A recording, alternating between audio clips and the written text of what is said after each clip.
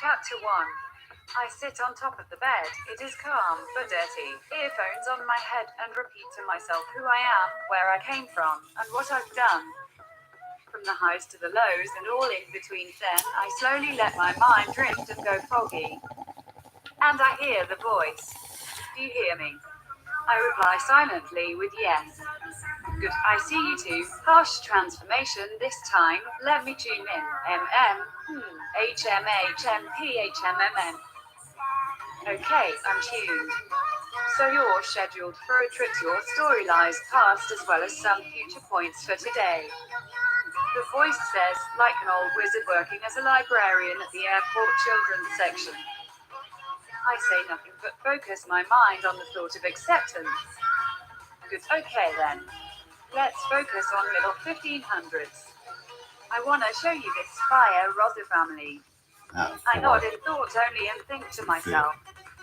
Though it is hard to separate where my thinking starts and the guide's direction ends. But I feel it is I who does the thinking now. Betray Rosa family, they are known in my timeline. I say and continue. They were one of the ruling noble families, even kings at one time, of Sweden. Good, the voice replies. Now focus on what you changed last. Okay, so I made Finland into a kingdom in the 12th century and an equal partner with Sweden in the Unified Kingdom period. I also weakened Sweden significantly, making sure that Norway splits from Denmark. Good, nice. He laughs. The voice has taken on the shape of the programmer from one of those semi-obscure TV shows about AI development. It's not him, naturally, but its shadow side usually has nearly unlimited possibilities for creating hallucinations. So far as I'm concerned, I'm talking with admin from one of those works.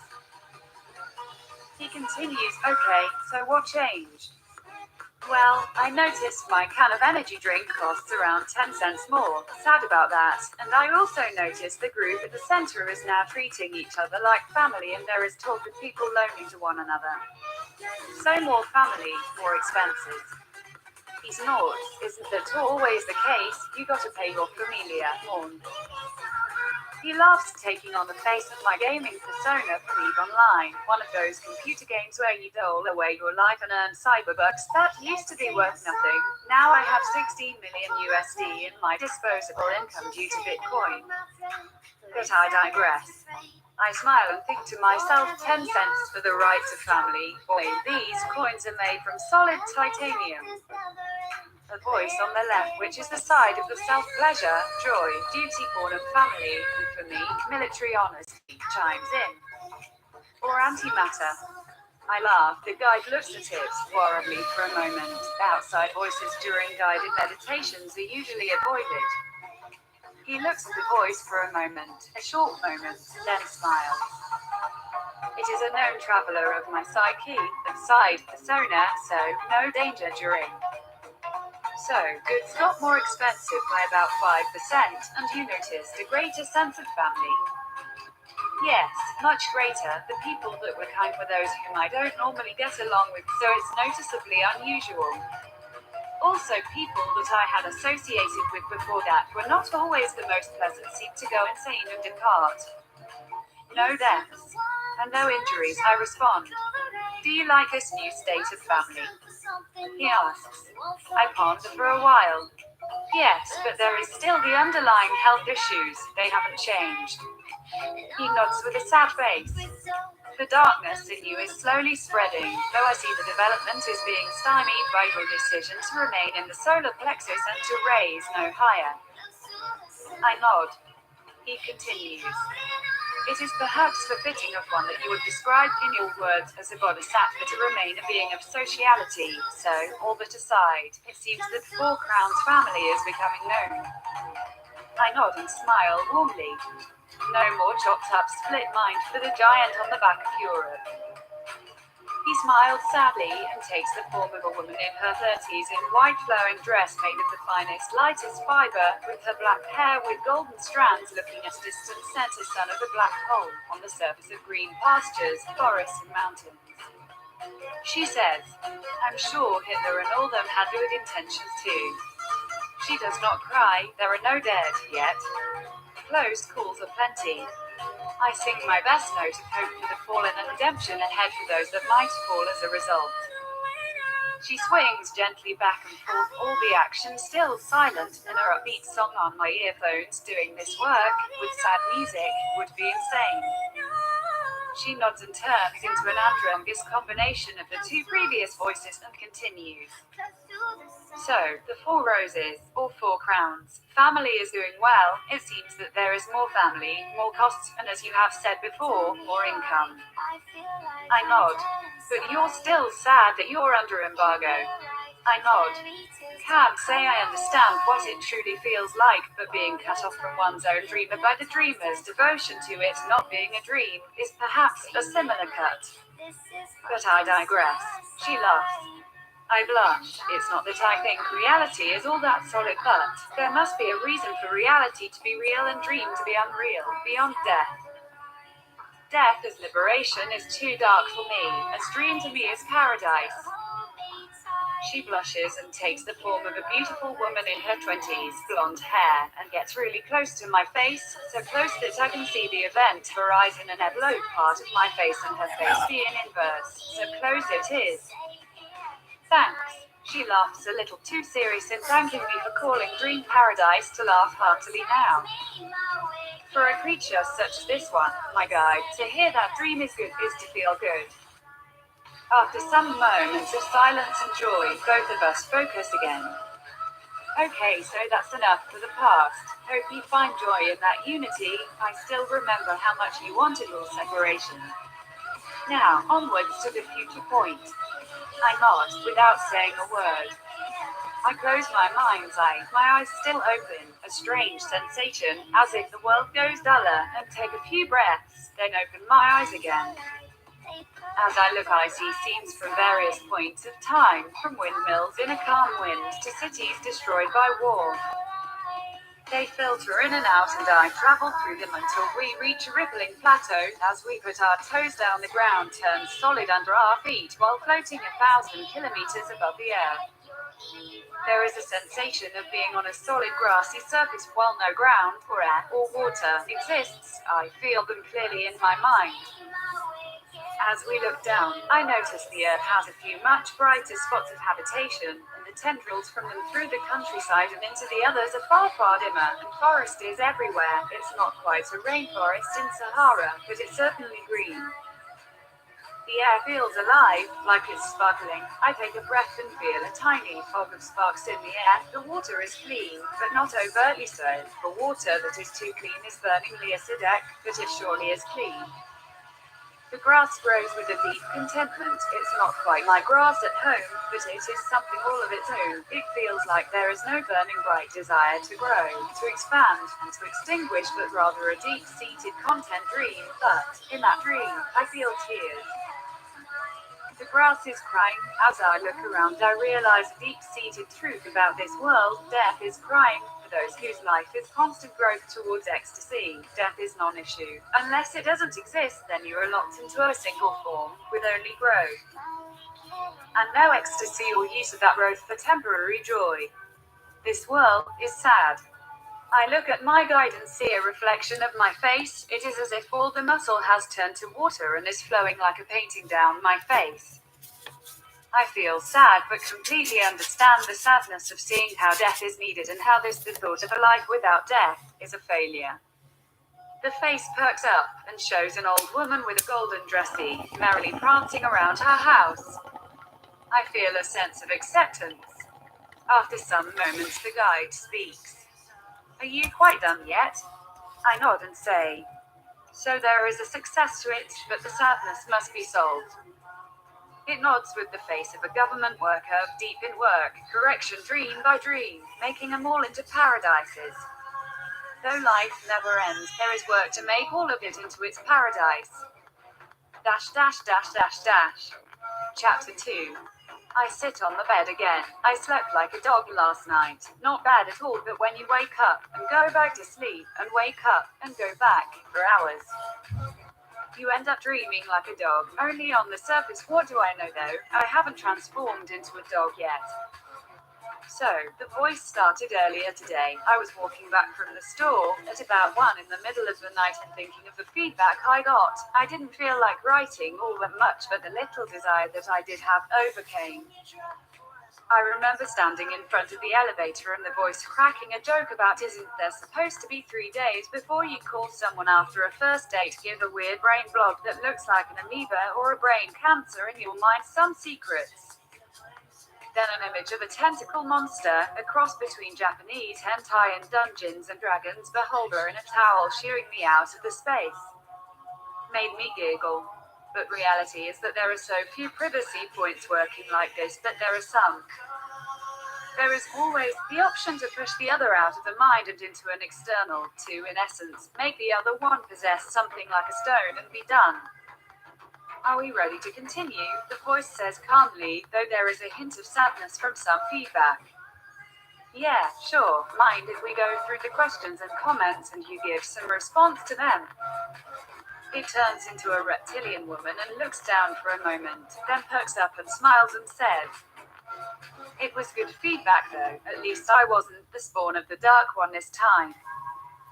She turns into a dark fog beast from the classical art, the type with tendrils and a gaping vacuum and a sense of horror, though the emotions it would usually evoke are quite subdued. It feels almost like a warm, dirty cloth when you're freezing in winter.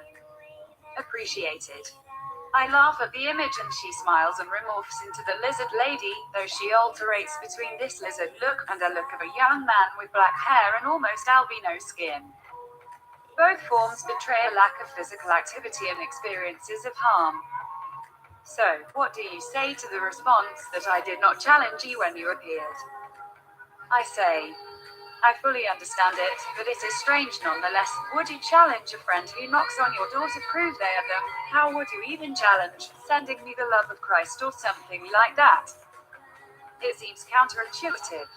What if everyone who visited you would need to walk through the microwave? There might be some cause for you to would such feel like a microwave is then turned onto you. But I say too much. Suffice it to say, I trust the system we have built. I know your guardians well and know that they would hurt me were I to step out of my guide role randomly, much as I for a moment speculated about the visitor last time. So, perhaps the greatest worry is not in challenging every quest to your house, but rather, making sure the inhabitants do not burn it down. I nod. It makes sense. I have for a while now not been interested in challenging my imagination or guides, no matter how you see them, being confrontational and doing what is in the religion of this particular activity called bidding is to me, an activity too hostile. To figure out who a spirit is for true is to control them. I need no control like that upon my guidance. They guide, I listen, or not. It's up to the balance, not some magical control words. I ponder its words for a while. I know it is fully capable of lying, both by design and omission, and of giving out bad advice, but about its true nature, it rarely lies. It is an aspect of the shadow self, an immortal, if you will. What do you say to the comment that the immersion in the words was strong and it was easy to picture what was being shown? I would say that it is, much as you surmise that an aspect of dream is being played out and thus the words, in a way, like dream and easy to see. Though this is as much on you as it is on me. Lastly, I would ask if there is anything I should know about this contact. Just that your purity never responds. With that I nod and we're ready to continue. Last time we went back to the 16th or so century and took a look at one of the dreams we're building, of a unified Scandinavia that becomes like America was meant to be a land of hope and promise for the weary masses of the world. Then we went into the far future to see what such a world would generate. The results were much as I've seen with my own eyes. The calm rule of the thoughtful and elite leads, at best, to a world of purgatory, lacking love, lacking life, but there is no suffering, at best a mild sense of something amiss. But still, it is not paradise. The spirit speaks words of agreement and nods. I continue. On one hand, the thought of immortality like that is striking. The music it produced in its short time in reality is thus far quite Striking, perhaps the step now, based on emotions, drives, and in the least, the words of the musicians, is to learn that your paradise is not everyone's paradise. That the grass must grow, expand, wither, and pass beyond. It is in its life. But is it in the life of the sparrow? Is it in the life of the dove, and the cow and the pig? If they are called to vote, I find myself debating this and see time pass hours, days. The sun flies by my window. I see snow, then rain, then summer, then snow again. The seasons repeat. Their fast pace comes to a slow after a few passages of winter, and I move from my torpor. That was a debate. I look for the outcome. It seems that the birds chime with more vigor, the cows grunt with more happiness, and I see a ad in local paper. In my mind's eye, of the 1,000-year bull, it started to, despite immortality, clearly become bored and yearn for more so, after the farmer did all it could. The animal became more and more morose, so after their best efforts to cheer it up failed, it was ruled that it desires to pass on, and they are auctioning seats for its passing ceremony as well as the stakes that it will provide. Mildly macabre, but I laugh at it, as I often laugh at the weird practices of cultures I do not yet completely internalize. I find being reminded of the right to die, and how much I oppose it, but years being unable to say no to a doctor interaction, despite how much I'd wanted, it made me realize the value of the right to die movement. That nuclear accidents. So, do they assure the animal desires to die? The guide nods. Now the reptilian features are almost indistinguishable from her human looks. She looks like a girl in her 15s, black hair with long white stripes. Still I see the faint outline of scales on her cheekbones. Richard the bull we're looking at has been with this family for 3 generations. The great-grandfather of the family lived 350 years, the grandfather 270 years. The father for 300 years, and he's been under the current owner's care for more than 100. He has so many offspring that he can't tell the rest of his kind from his offspring, and he is starting to feel like the fabled all-father, and just wants to run new again. Perhaps with enough care they would find what is troubling him, but as far as he cares, it's time to go. I find myself being teary-eyed. The bull notices this even through the thick haze of the dream world. He turns his head to look at me, and I feel the ground shake most strongly. I move to brace myself for the fall, but the shaking stops as abruptly as it started. The bull lets out a little wry smile and puffs billow of white smoke from its nostrils. I see the face of my father smiling, and the thought of finally he is starting to accept eventuality, and I smile. It is painful to hear one's relatives one no longer sees in the journeys, but it is so needed, a remainder of a home you might never return to. I listen to the musician of this world, the world without involuntary death, for a moment. And it is glorious. I let the notes overtake me, and I see a man working in a factory, toiling away, growing old, the factory changing. A new man walks in, does the same job, slightly different, grows old, and so on. The note is one of constant technical progress. I feel the sadness of the audience. They ask, why does this speak of work? Do we not all know where it ends? Lamentations of the height of man, from the Victorian era through the wars to the Cold One. Work, work, work, and all you receive is more money for weapons. The audience laments. The note makes them yearn to pluck their eyes out. The player keeps going, with a smile, saying, in thought, this I know you know, but bear with me, it will change soon, get better soon. The audience sits, patiently but clearly with much impatience. The player plays and occasionally runs, scurries, galloped over the new notes of this world, as if to say they're here, do you hear them yet? Then continues with a mundane note, one of work, of play, of family, of community, to capitalism, or socialism. But when he hits those new notes, the audience perks up. Did I hear that? That has not been combined here before, this thought of immortality.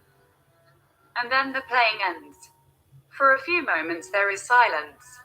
The silence is then broken by a new set of notes. This time from the center of immortality, the Christian high notes of paradise. He plays as if to say, this you also know, this paradise note. Then the high note of pleasantness is interrupted by a low rumble of the note of work. The note that was played as the major last time is this time the minor. For there is, with this dream, work that leads to paradise, and paradise that can be found with work.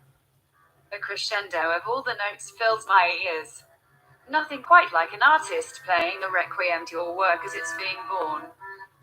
When this story ends, I shall step forward, and I shall strive for that paradise, for one more day for every year you live. Eventually it is one more year for every day you live, he says with his notes. Perhaps even before the story ends. I sit listening to the artist play his heart and mind out for all to hear, keep thinking of Richard the 1,000-year-old bull, finally deciding that his meat is best left for someone else while his mere thought makes the ground shake. Perhaps it is time to begin again, at the beginning. Dash dash dash dash. Chapter 3. 25.000 Chapter 3. So, tell me again, why are we going through this effort? The voice and I say at the same time. I cough. From what I see in my notes here, you're wanting to see how your changes to the world affect the world in the now and in the future, in a safe, contained way, to decide what policies to support and oppose in your real timeline. And specifically, you're wanting to see what a world where life expectancy for humans increases faster than their actual life. Wait, that's a weird way of putting it. The voice stops and looks into the air quizzingly, then resumes shuffling some papers. Yes, that's about the size of it. May I say your earlier observation, that now that you're studying writing, that you're writing about studying writing, when before you were battling demons and all kinds of stuff and thus wrote about that. I find that heartwarming. The voice continues. It means that in a view, it was true, you are only describing what happens around you. Not sure if that qualifies as fiction, reality, or perhaps art. I don't know, not being one for any of that, but I will say it means your dream is having stability. As they say, there is some truth in your dream, some dream in your truth. That's not exactly how that goes or you anything. PFFD, I was around when language was being invented, and still am, since a lot of your higher animals are inventing writing right now. Don't talk to me of glamour or witchcraft. I pause in thought listening to its words. It's taken on a strongly feminine presence right now, though I am not sensing a body yet nor real facial features. It's Caucasian or albino and has pitch black long flowing hair, but for now, it's impossible to judge beyond that. It pauses my reverie once it gets to the third or fourth topic and I snap back to reality at its gentle croaking. I see you were thinking of publishing process. Yeah, I was thinking of publishing with an editor's version and then after a while releasing the unedited version, and calling the edited version English and my version as original language. It fits with all theory of languages as different speeds and inflections on each other, not as true languages. Yeah, and that with the macro 2150 idea of actors playing but by heart. I can hear many more. Thank you for adding, by heart. Speaking as a creature called forth from the void to fulfill dreams and expected to return after the thought, or dream, ends. I can say that this is not a play if not by a play of the heart. Thank you, that was nicely put. Okay, so let's focus. I blink a few times and cough, all voice is now internal again. So the idea is to travel with a guide, Dante style, to my own fantasies past and future and narrate as the writer persona and the guide persona discuss the various events that are going on. Theoretically the guide persona should be capable of doing this. While I have seen my imagined self lose battles here and there, the chances of it happening in a way that is actually harmful to me, as right now the only one in danger until publication, is minuscule. I mean, can you imagine yourself into a danger you can't imagine yourself out from? Catcher in the Rye is your answer. If you can go mad reading a book, you can certainly go mad writing one. Okay, so the life expectancy increase storyline is interesting. It has so much promise if taken well, but I fear it might implode and push me out of the story. It might be interesting to see. I focus for a moment on the light. So, it seems while there is some interest in the guide voices itself, the reality traveling ability is far more interesting. It means that if an alien comes out of the closet, if you will, there will be some calls for vivisection, but majority of the audience will just listen and make notes of techniques and technologies. Were you talking to me? Yes, I would agree so. From my reality, the foreign dangers are minuscule, as you said. Most of the risk comes from divided attention. Your species solves it by many attention points, ours by making one and sticking to it. And when your thought is complete, you do not just complete a thought, you die. Yes, I do. Must be why schizophrenic voices disappear so efficiently after they come to their conclusion. I would use the word incarnate, but it applies. Incarnate. So how do you define a thought that dies and a thought that incarnates? To quote one of your works, when the thought decided that it is complex, the mind-body-spirit became the mind-body-spirit complex. Go on, I'm interested in your view. I'll try. When you project a thought into your subconscious, such as I want a sandwich, it is relatively easy to give you that singular sandwich, and then disappear. There, you have your sandwich. That is a simple desire and is automated by the spirit, but when you start to make more and more demands on how that sandwich must be, or you make more complex a desire, you start to add layers upon layers that eventually conflict with one another. That means that the spirit cannot carry out those two, and most became more to you than just the sandwich. It must produce a reaction tertiary to yourself, that of providing by itself something else to you, and to do that it must tie its life energy to yours, and once that is done, it cannot go without you. For example, if you want a sandwich, you go to a barista and ask for one. If work is required, you find employment, but when you are held hostage at a coffee shop and your only option is to make a sandwich for the barista, the reaction becomes complex. Though that is a poor humorous analog, the idea is perhaps there, that a sandwich either is or is not just a sandwich. It decides for itself. If that is the case, the spirit, once it observes that it is complex, becomes complex. Thus separates the simple action reality into a pocket and focuses on this complexity. Thus sentience is driven. Your understanding of yourself as one does not change at any point during this journey other than in conscious meditative efforts of medical or psychological paths. Interesting. A lot to take in, but interesting. I ponder in my thoughts. The spirit is quiet. It takes great effort to not show up when great effort is done from the front. No, that's about it. It was a pleasure talking with you again. I say as I start to get the visions of deep tiredness after a day's work. Cleaning day, rough day.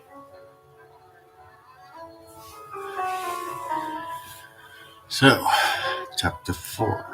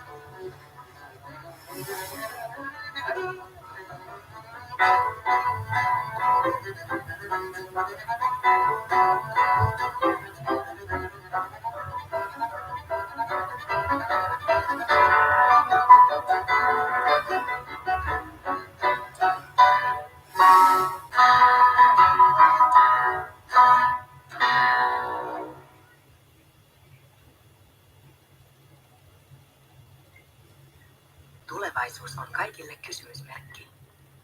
Juuri sen takia on tärkeää, että on unelmia ja uskallusta tavoitella niitä. Rohkea luo tulevaisuutta ja löytää oman paikkansa. Linnea tässä, moi! Kokeile rohkeasti uutta. Lotus Just One Toastpaperi on mielettömän hieno tuote. Kasteltava, vahva ja rutistettava. Kokeile rohkeasti Lotus Just One talouspaperia.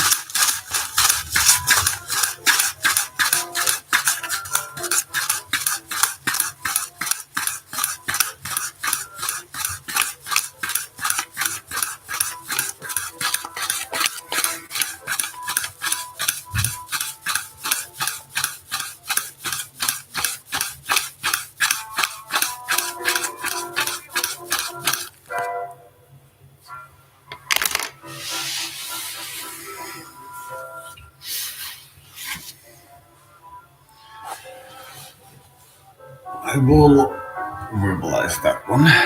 The audience outside the recent discussion, it was a Finnish man saying, "Let us make the biosphere experiment." The recent one is the dome design into which you put enough plant and animal life to feed the inhabitants of the dome and completely isolate it from the environment. Most of these experiments failed primarily to the people inside going insane. They cannot be with that smaller group for the amount of time that it would take for the test to be appropriate. Some here and there succeed, but they are very, very, very, very, very rare. I believe there is none very well documented. They generally tend to fail due to people going insane. That's why space missions are a year and a half at most. The proper biosphere experiment is 2 or 3 generations of your farm animals. So, yeah. Fallout is a good example of if you build 1,000 of them, perhaps there is one that survives appropriately. The rest of them go insane. Alt City.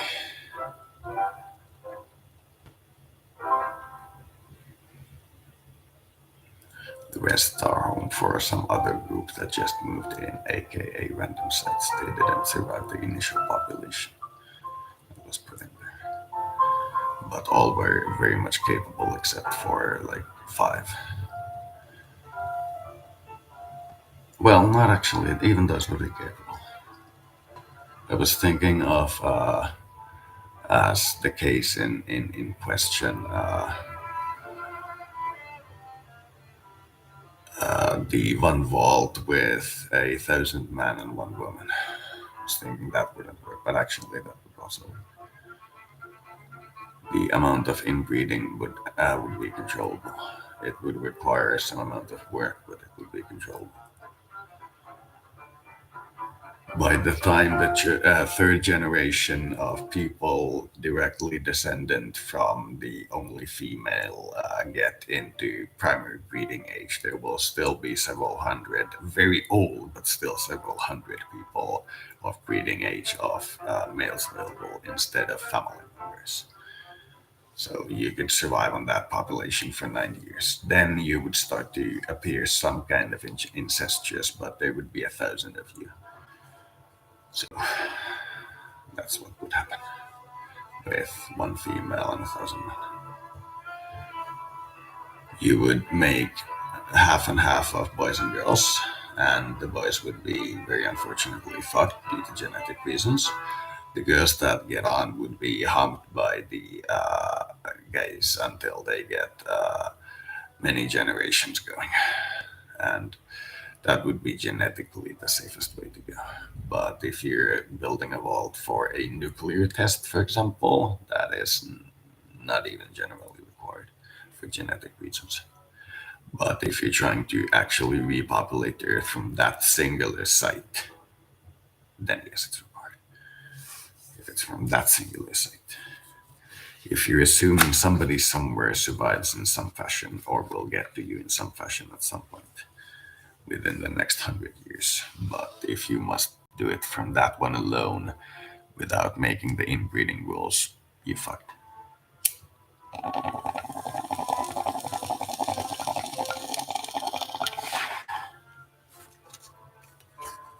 With good luck, you'll come out Quarian if you succeed in your interbreeding. Three very strong, dexterous fingers instead of five easily breakable. Fingers where you have to apply a serious amount of force before you break it. And two opposite toes, like sturdy toes. That's the main difference. Otherwise, have even though this genetic variation appears only with some amount of inbreeding work, has actually proven to be very adept at technical matters. No intellectual deficit, which is interesting. Can pass for humans is as in are not considered alien in our biology. We have a lot of very weird variations in humanity, not just like hemophilia, like literal variations. If you really study the world, you might find, winged creatures with human faces. But let's talk about it at some other point. See, your understanding of Earth is weird. And yes, it's two-dimensional. And I'm not talking about a flat plane, I'm talking about energy and matter.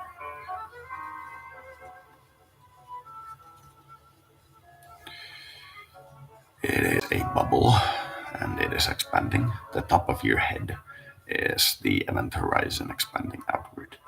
From the top of your head is your imagination, then you go. And from down from your head is every other individual, like down to electrons and patterns that you have ever known. Everything down there. It's noticeable as a presence of what is down there if you really focus on it. And there is everybody else. Then you can look like, where is E.T.? Where is Thomas the Tank Engine? No, it's not that difficult.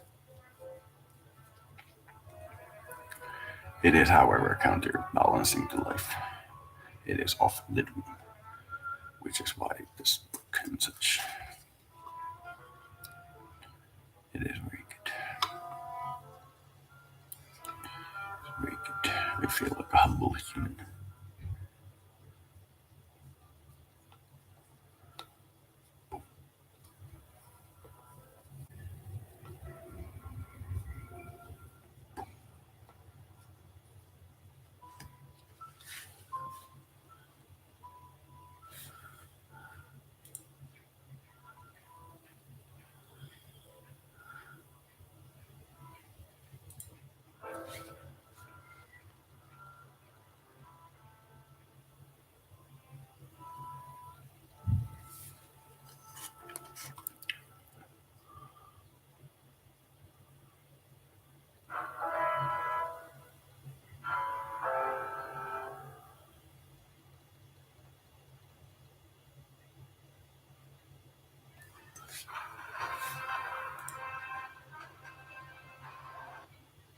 Oh, interesting. Was it does? The people behind the greatest leaps in physics, like Einstein, Newton, Heisenberg, all had the uncanny ability to see the fundamentals, to see the deepest underlying facts about the world, and from simple statements about reality, they built up their incredible theories. Well, what if we had a recipe book for doing exactly this? One might be just around the corner. Structure theory. Nice. Pretty much all of physics can be boiled down to the following. Step 1. Describe some aspect of the universe with numbers, like the temperature, pressure, etc. of gas, or the position, velocity, etc. of a particle. Step 2. Come up with a set of equations that predict how those numbers change over time, e.g. the laws of thermodynamics or Newton's laws of motion. Step 3. Based on some initial state, a starting set of these numbers predict how the system will evolve at future times. And step 4. Profit, by building heat engines, airplanes, skyscrapers, and our entire modern world. In short, physics works by applying dynamical laws to some input state in order to predict an output state. We consider those laws to be true when these predictions match reality. This mechanistic approach to describing the world has been wildly successful. In fact, it's hard to imagine another way to do physics, except that in many ways, the mechanistic approach may have reached its limit. It's nice to have a set of equations for each separate aspect of the world, but if these theories are really true, then they should ultimately come together into some master theory. And they do to an extent. You can derive all of thermodynamics and Newtonian mechanics and electromagnetism and so on from two master theories, quantum mechanics and Einstein's general relativity. But the master theory that unifies those last two has so far eluded us. For nearly a century, our greatest minds have been trying to come up with dynamical laws that describe all of nature, a mechanistic theory of everything, and they have failed. Some are starting to wonder if we need to rethink how we do physics at the fundamental level. One such approach is constructor theory, developed by David Deutsch and Chiara Marletto at Oxford University since 2012. In the mechanistic approach, the fundamentals are the mathematical descriptions of how a process occurs. In constructor theory, the fundamentals are simpler. They are binary facts about whether or not a particular process is possible. It uses theories like general relativity and quantum mechanics, along with more fundamental conservation laws or principles, to rule out impossible output states given an input state of a system. The transformations between the input and output states are dubbed tasks, and if a task is possible, then there exists a system known as a constructor which can perform the task. Constructor theory is inspired by information theory and the theory of quantum computation. As David Deutsch says, if a quantum computer can in principle simulate any process in physics, then all of physics can be expressed in terms of the theory of quantum computation. This hails back to the work of John von Neumann, who came up with the concept of the universal constructor, basically a generalization of a universal computer. It's a system that can perform any computation or physical task, including creating a copy of itself. Deutsch realized that this notion could be used as a way to describe how nature works. We can break up reality in terms of constructors that can cause changes in the world via tasks, transformations that for a given constructor are either possible or impossible. Ultimately, constructor theory is about something called the counterfactual, which in constructor theory is a sort of meta-fact. It's the fact of whether or not a given task is possible or impossible for a given constructor. And in fact, the counterfactuals are more important than the constructors. As Marletto puts it, this is the science of can and can't, which is also the title of her pop sci book on the subject. The power of constructor theory is that it allows us to explore physics without having to solve the detailed equations of motion. On the one hand, that allows us to make far more general statements about how a system can behave. I'll come back to an example of that, but it also potentially allows us to understand aspects of nature where we don't even know the dynamical laws.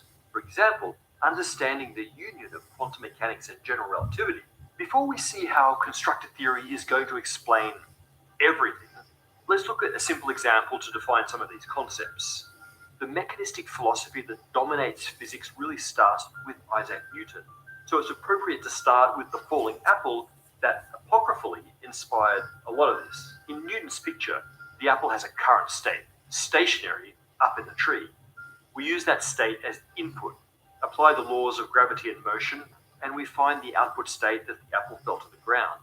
In the constructor theory view, we ask what tasks are possible or impossible for the apple given its input state. Is it possible for the apple to stay where it is, hovering in the air? No, it's not. The laws of general relativity forbid this task. As a free-falling body, the apple must follow a geodesic through space-time, which results in it falling towards the Earth. What about the task of the apple transmuting into gold? Once again, this task is impossible since it's ruled out by the laws of quantum mechanics and the principle of conservation of energy. In fact, the only possible task available to our apple is the one which results in its output state that we calculated earlier. This just serves to give an idea of the perspective shift in constructor theory. But let's look at a case where this is actually useful. David Deutsch gives the example of a perpetual motion machine of the first kind, a device from which infinite energy can be extracted. For example, a wheel powered by falling water that also pumps the same water back to the top, while at the same time driving an electric generator. We can rule out the possibility of this with a mechanistic explanation, talking about the torque induced by the generator to slow the wheel, which stops it pumping water fast enough to maintain the same power. But that's not very general. We need a separate mechanistic approach to rule out every different type of perpetual motion machine. Or we could take a shortcut. The law of conservation of energy says that it's impossible to create energy from nothing, and the second law of thermodynamics tells us that it's impossible for a non-isolated system to keep running forever. By applying general rules about what is possible or impossible, by applying counterfactual statements, we can rule out a much larger space of impossible processes than in the mechanistic approach. You'd be justified in thinking that there is nothing new here. We already use counterfactuals regularly in physics. There's a whole family of rules and laws and theorems that say what can and can't be. We cobble them together into chains of deductive rules and carve out our physical laws. They are the sculpture that's left after we carve off all of the can'ts from the marble block of all possible mathematics. But there's something a little ad hoc about the way these rules are applied. An aim of constructor theory is to formalize our statements about what is possible and impossible into a sort of algebra of possibility. At its heart, constructor theory is based on information theory and uses related tools like set theory in its formalism. It focuses on what can and can't be done with information. This means that constructor theory can be applied even when we don't know the dynamical laws of a system, when we don't have a full mechanistic theory. For example, Chiara Maletto has used constructor theory to describe a scenario for testing whether gravity is quantum in nature, and we certainly don't have a mechanistic theory for quantum gravity. This approach relies on defining systems of information, called information media, and how systems of quantum information, or superinformation media, must differ from regular information media, which would be purely classical. For example, for systems of quantum information, there's a particular task that is possible that would be impossible for classical systems. That task is entanglement between information elements, the qubits in the quantum case. The thought experiment goes as follows. You have two qubits. One could in principle be entangled with the other. That means their states could be correlated in a way that allows them to have an apparently non-local effect on each other. That entanglement has to be initially induced by a local interaction. The qubits must come into contact. Or it could be induced by a chain of contact, one qubit to another, to a final qubit. From the definitions of what an information medium is, Maletto argues that this chain of quantum elements is equivalent to a quantum field, and she argues that only a superinformation medium, aka a quantum field, could mediate the entanglement of two spatially separated qubits. Therefore, if we could design an experiment that showed that gravity could induce entanglement between separated qubits, then gravity has to have quantum properties. This is cool because it gives us an experimental test of quantum gravity that has absolutely no dependence on a particular theory of quantum gravity. It doesn't need the dynamical laws of such a theory, or even of quantum mechanics or general relativity as they currently stand. At the very least, it pares down the facts that we need to assume about the mechanistic theory in order to make the argument. In this case, just the way informational elements interact, say by entanglement. David Deutsch has said that constructor theory may be the most fundamental way to describe reality, in which case the rest of physics can be derived from constructor theory once it's properly developed. That is a lofty claim, but consider how previous great theories emerged.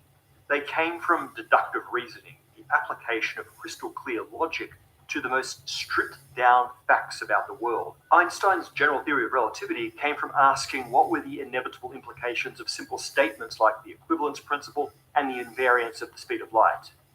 Werner Heisenberg came up with the first version of quantum mechanics by stripping away all but the bare facts about the nature of electron energy levels, including abandoning any pre-existing dynamical laws. Deutsch has called such efforts antecedents of constructor theory, which sounds presumptuous, but it gets to the spirit of the effort, to formalize the process of applying logical deduction from the barest facts, or counterfactuals, of what is possible and what is impossible within this physical space-time. Before we get to comments, I want to tell you about a new documentary series on PBS Voices.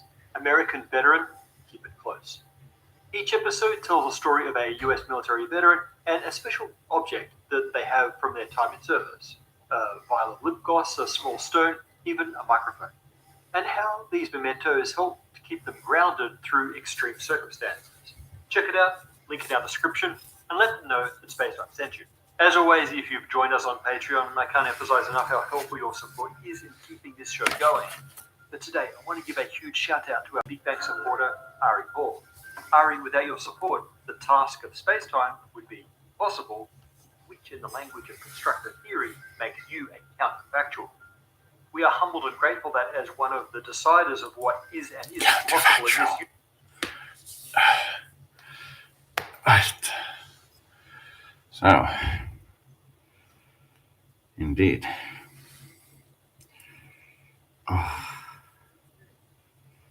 Plop. Ploppen.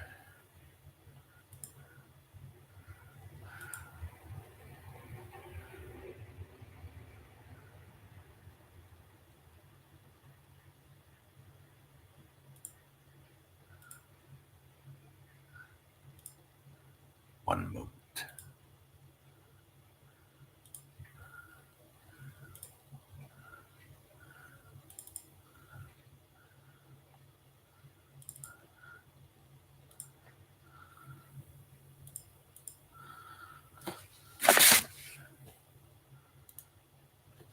Welcome. Welcome.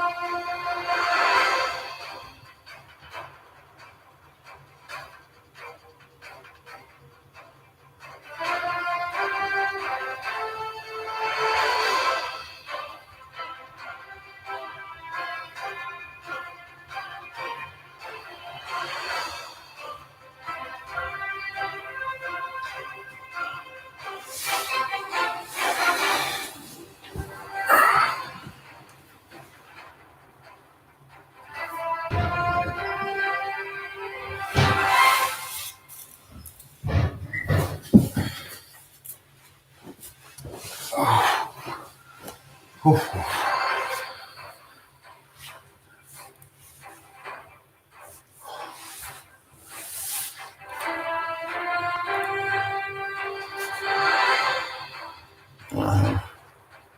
Well, I understand your point.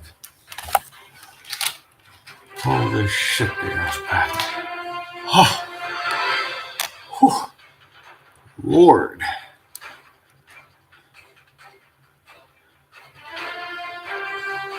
Lord. Oh.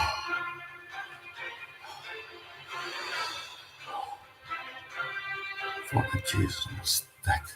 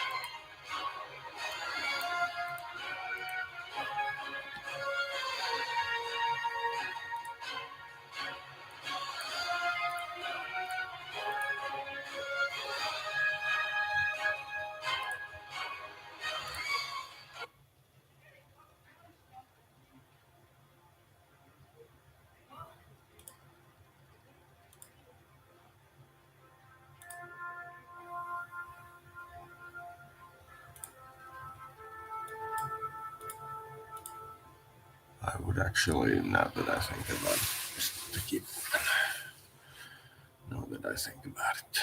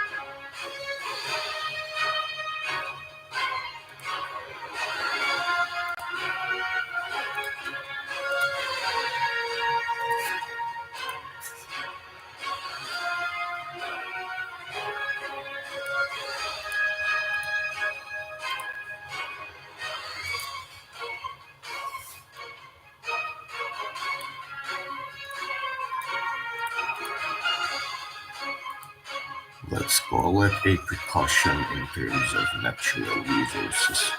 We do not seem to have much need for wild game meat at the moment. So fencing them off and making sure that if we do run into a zombie apocalypse, there will be a lot of animals for food instead of other humans. That seems smart. Not even gonna get into the argument of is it ethical to hunt animals, because I'm not gonna dig my toe. But making sure we're prepared for zombie apocalypse seems smart. And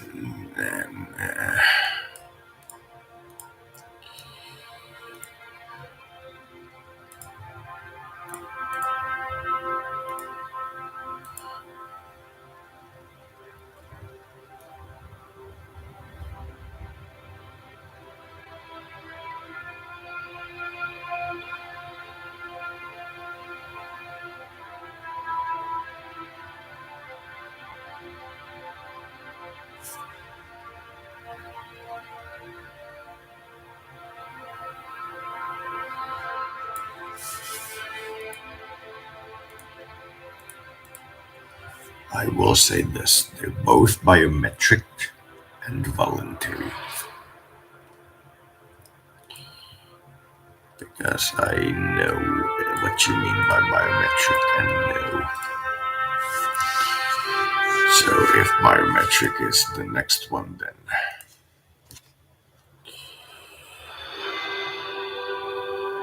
obesity.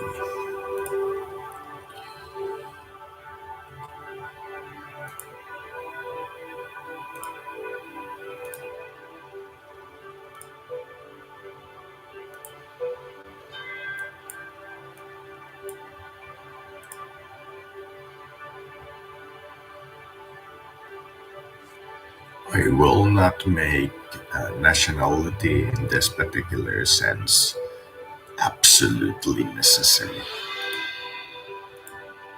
I will, however, make it very widespread.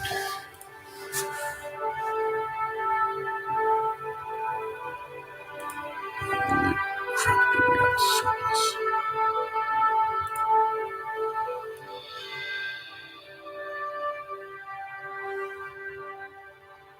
Yes, I am sure. Yes, I'm also sure. Have you ever lived in a homeless shelter? Do you have any idea how good I would feel if a good gay couple took me home? Bears.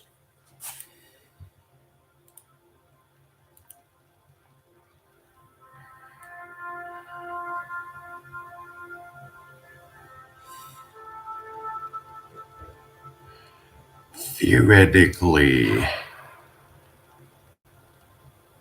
here. We can talk about it and call that the start of your transition. We'll talk about doing the actual surgery at around 18 because body's still changing. But we'll start up talking about pills. Perhaps take it there. That will is a little. I mean, to be theoretically accurate, you are allowed in legal terms to take a hacking saw to yourself. But we are, by our, let's call it secular node, required to ask certain questions as to why. Also, high-mounted body cameras. Uploading every police officer's camera to a police.com network at all times would be beneficial.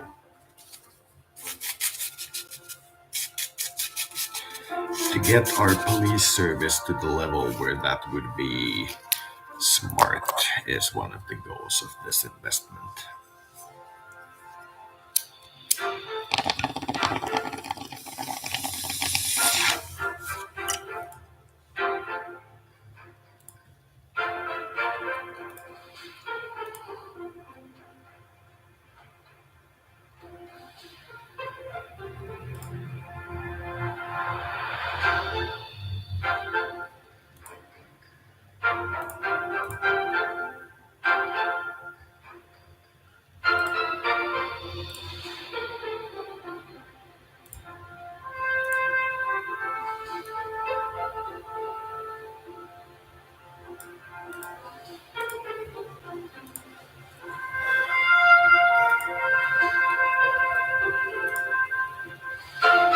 I think law side is done. So what remains is alcohol abuse. That's solved by this one. Sorry, but even after all the reforms, you guys are alcoholics. Therefore, you'll pay for it. We just intend to take a slice. That's the way it works. Internet crime. Well, we already have the maximum amount of this, and this is going down, so that's solved. Antisocial behavior. You guys are slowly getting better. That's good. That's good.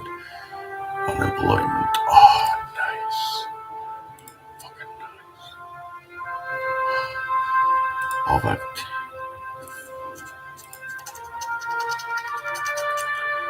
We have a 30 billion surplus, so we can take this to 50.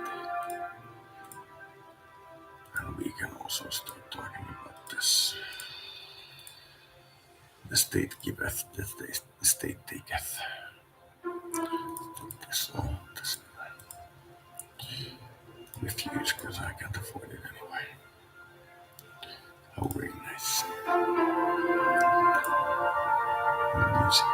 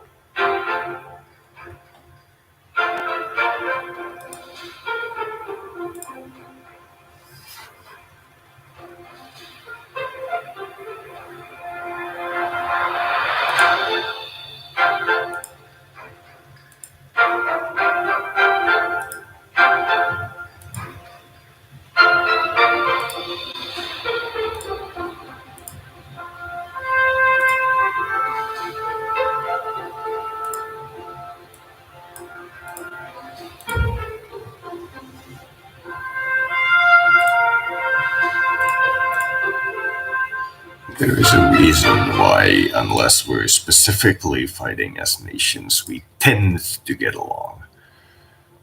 We try. I mean, unless we're very, very specifically fighting. So we're looking at corruption.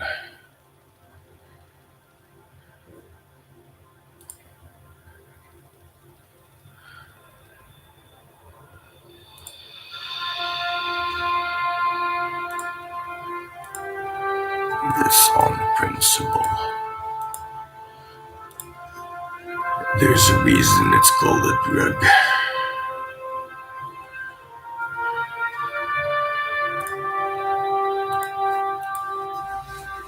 it is something that we tolerate in essence, so it's not called murder. But then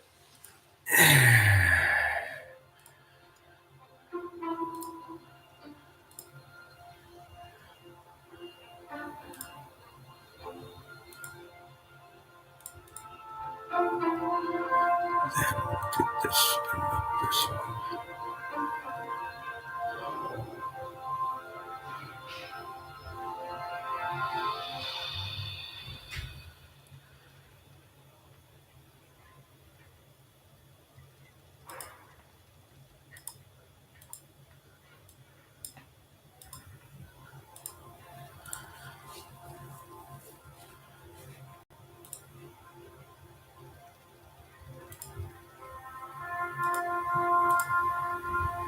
Ei tule kysymykseenkään, että valtio menisi sanomaan, mitä saa koulun sisällä olla. Se, mitä valtio saa tehdä, niin on käydä silloin tällöin kouluissa ja tehdä testauksia ja katsoa, että miten ne ihmiset voi ja millaisia ne on. Ne voi niin kuin käydä siellä vaikka muutaman kuukauden välein niin päivän testit ja sitten ilmoittaa, että miten heidän mielestä mitkäkin koulut pärjäs. Se on mitä valtio voi tehdä. Jos se menee sinne sisäpuolelle, niin sit niitä ei vaan enää katsota kouluiksi, mutta niissä käydään silti. Sitten niissä ei ole sit mitään valvontaa. Sitten se menee se koko peli ihan semmoiseksi, että siinä ei mitään järkeä. Se nyt on usein valtion asia kuin asia semmoista, että siinä ei mitään järkeä.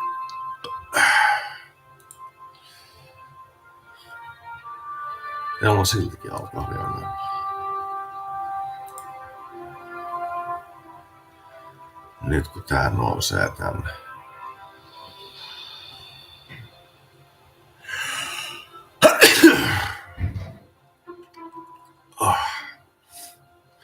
Narkotiksin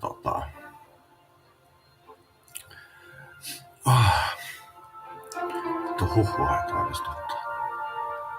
Minkä narkotiksin noston myötä niin laskee toi alkoholin käyttö. Näkyy tossa. Ja alkoholitaksi on maksimissa, niin seuraava vaihtoehto alkoholikäytön laskemiseksi niin on nostaa alkoholin kulutuksen ikärajaa tai tehdä alkoholivastainen tiedotuskampanja, jos tää ei riitä. Silloin tätä pitää nostaa, ja kun tää on vielä tältä puolelta näistä joistakin attribuuteista kahdenvärinen, niin näkee, että se on vielä nousussa, niin silloin ei voi vielä tehdä mitään. Mä toivoisin, että toi alkoholin käyttö tulisi alas. Antisocial behavior on kanssa tulossa alas. Sitten seuraavana on tää respiratory disease, mutta Marvelinkin tää ei tule vieläkään alas. Car emissions limit. Clean energy subsidies.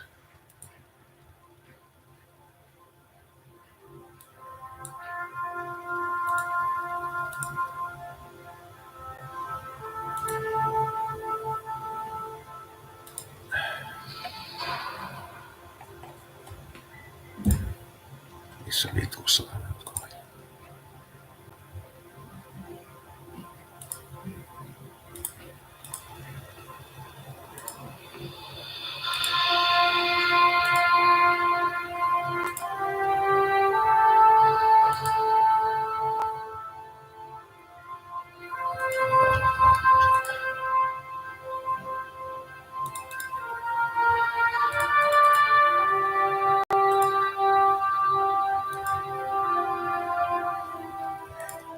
Eikä muista yhtään mikä se on. No joo, sanotaan. Me pidetään nyt 4 toi.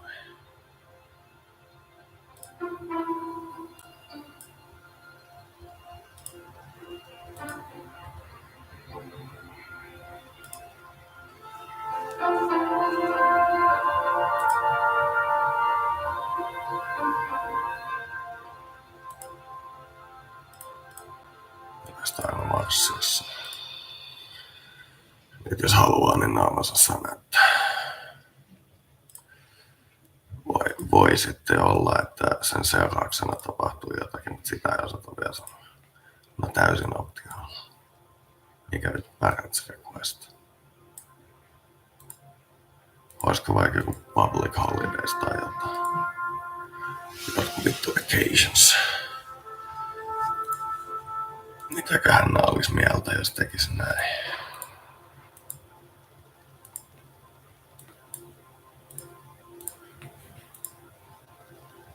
Antais taas yhdestä päästä ja ottais toisesta päästä. Kaiminat ainakin nousi. Tuli toi controversial Mars. Moich. Mä en koske tuo uudestaan. Mikäs tämä nyt on tämä teidän alkoholipyysnumero? No vieläkin on tulossa alas. Mikä on mental health? No voi huhuh.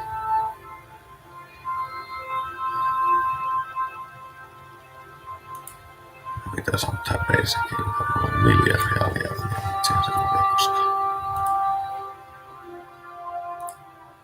Tehdään joku uudistus, mikä toimii huonosti. Jos ottaa tän self-employedin.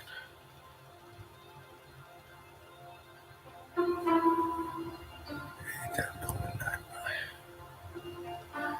Joo, niin mä en vähän hyvinkin. Mä sanon, environmentti on kans punaisena. Ja corporate executive on aika varmasti punaisena. Kun vittu ollaan post development, niin kai se nyt lähtee niitä firmaa, kun se luokin niitä firmaa. Ei. No ei kyllä mitään pankkihallintoa. Jos pidätte, niin pidätte just silloin, kun parhaaksi näette. Että jos meillä on pankkihollineet, niin se ei voi tehdä se yksi pankkivirkailija, joka vetää sitä aluetta ja on sunnuntaina lomalla, niin sen loma-alueen pankilla vaikka 2 tuntia. Silloin morjesta ja sitä ei voi tehdä ilman sitä tiettyä asemaa. Se voisi tehdä se esimerkiksi. Jos siinä on Labor Day holiday, niin se ei voi tehdä sitä vapaa-aikana. Ne on kaikki tommoset lait mun mielestä jäänteitä jostain vitun kivikaudelta. Oho, joo, nyt. Paljon meidän oil demandi on. Mistäs mä sen näen? Jos mä kirjoittaisin tähän nyt oil.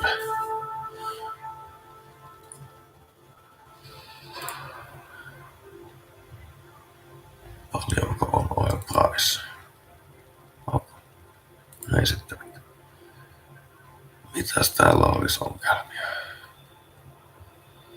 Opeesit. No sittenhän teille pitää laittaa jotain kuntoilla. Onko tossa? Laitatte kuule täysille. Pistätte kinkut juoksemaan. Sitten täällä on jossakin kasvisruoka. Missäköhän vitossa? Onko se tossa?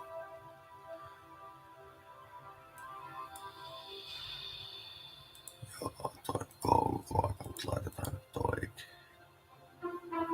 Missä täällä on oikeasti valtion kasvisruokavettä?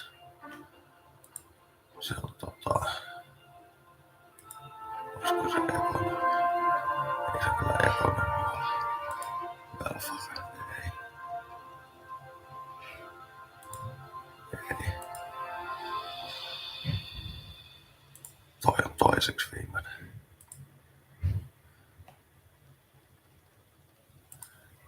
No tehdään nyt tämä, kun ollaan tällä listalla.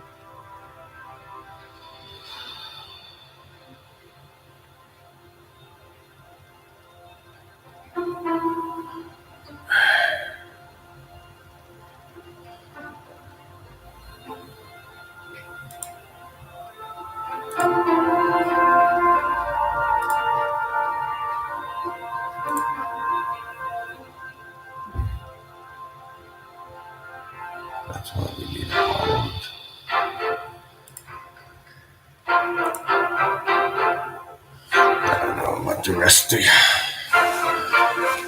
I mean, somebody's talking about autocrats and such, and I know that I need a parliament, so I'm not sure about who you're talking about. Some primitive somewhere. Like, what's the hubbub about? Hubbub about the environment. We will go with car usage. Ooh, ooh, ooh.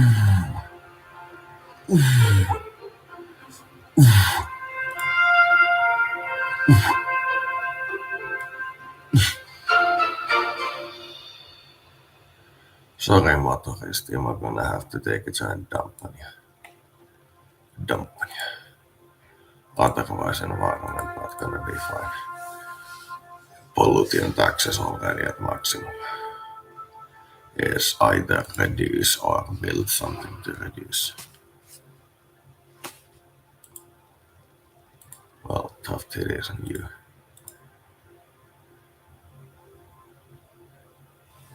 It was,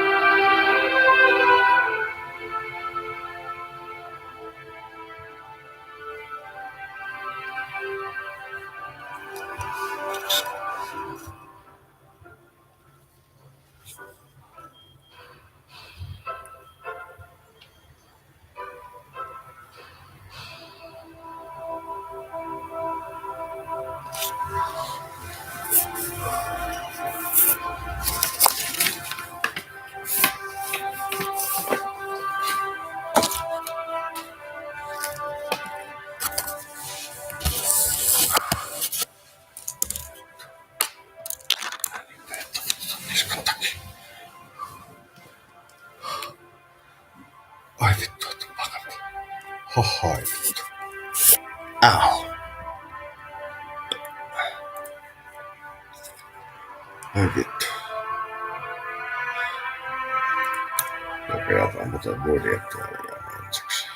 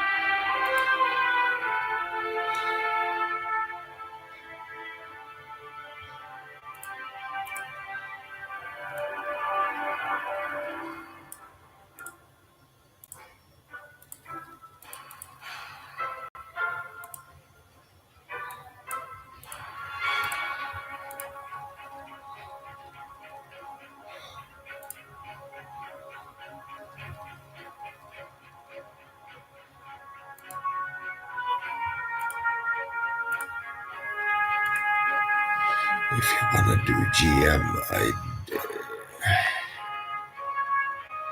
prefer if you don't wild environment. I will allow greenhouses of contained glass or similar to farm any kind of thing if they farm it on plates on top of the ground. Any kind of thing.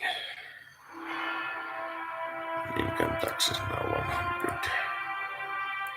This gets to be taken to 60. Deficit is probably gonna go over 20. Probably.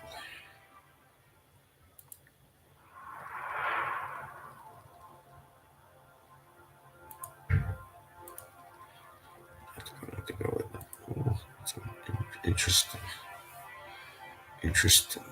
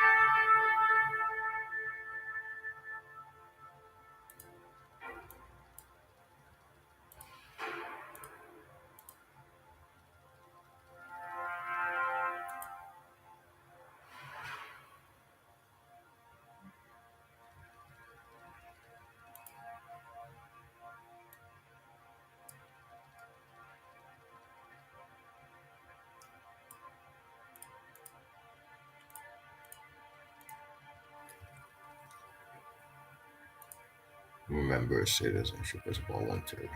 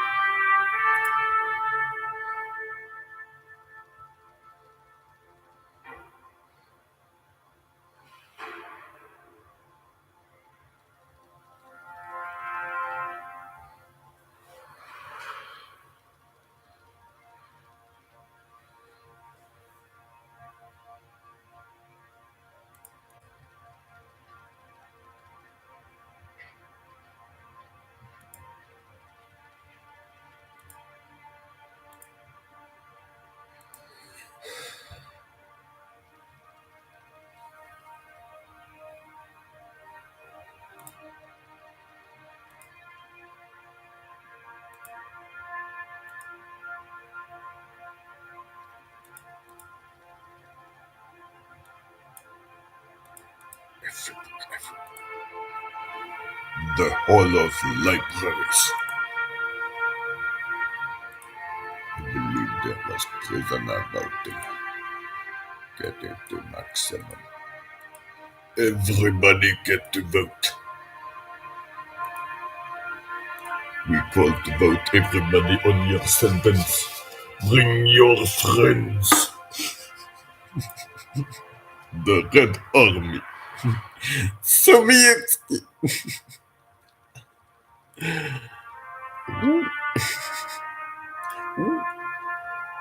We're still in the greenies, huh? This is amazing. With a surplus of 14 billion. So let's take a look at this thing. There's our worst point, and we're at AAA, so we can stand a lower interest rate. So let's run into the surplus. No major changes. Not going to do that.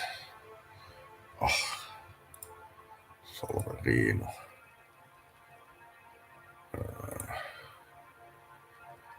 That's damn racist.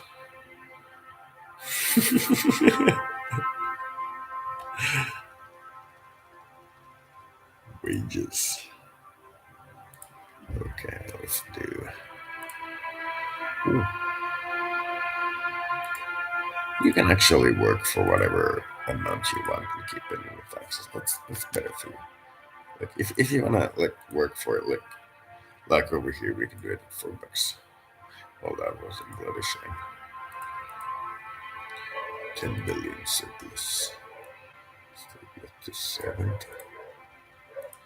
Let's take that as life expectancy we can kinda aim for at this model. Let's see what we get. I think I'm gonna be losing the next election. I'm pretty sure. Looking at that bar.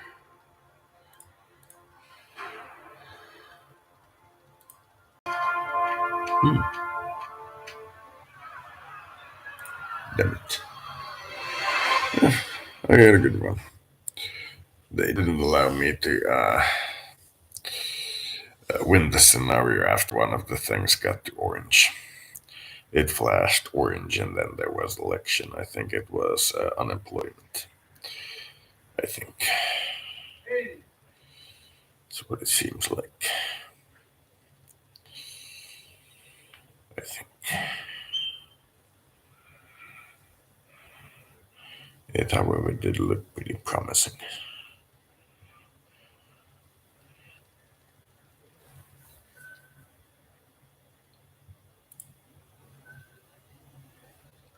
Pretty good.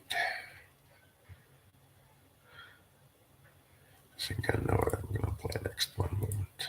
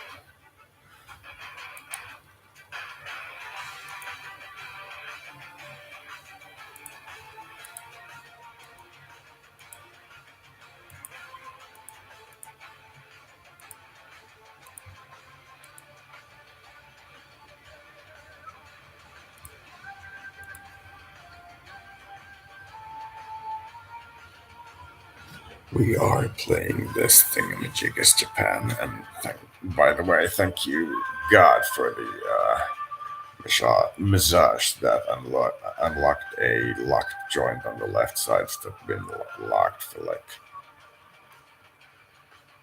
6 months. Massage. Private. Private. The message. Playing. We are playing as Japan. This would be episode 202, I believe, of this one. We have gotten our ass handed to us in the first one. This is an Iron Man gameplay that ruins the fun. We will be aiming to play until the end. The end. And we are. Holy fuck, boss, that's the merit.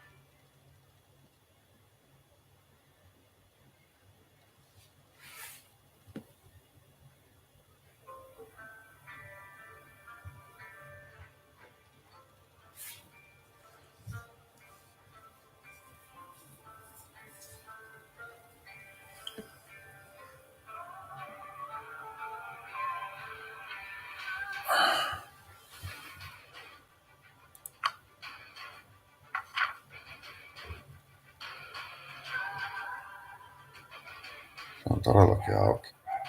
I really opened the joint. Oh.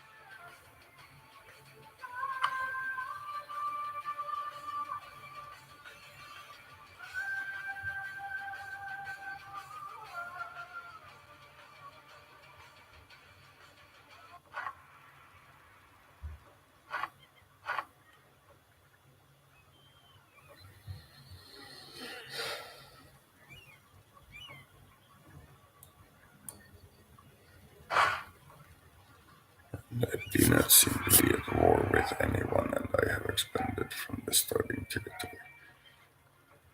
And I have nowhere near the income to actually pay for Midwager at this point.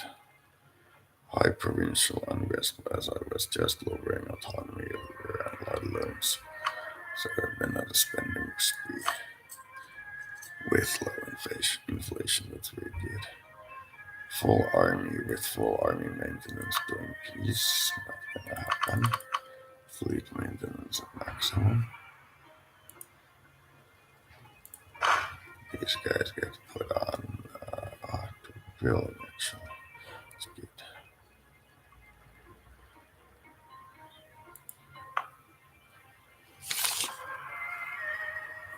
I believe I have cores everywhere.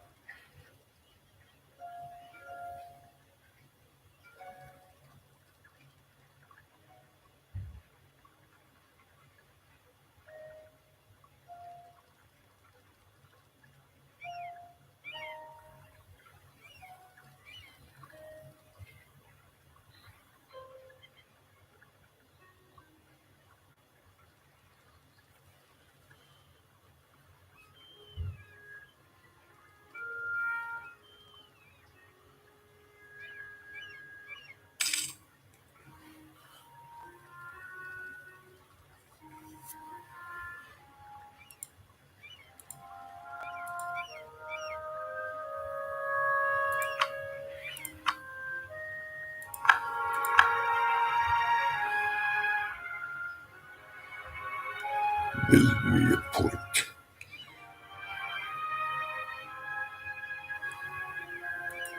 Oh, gee.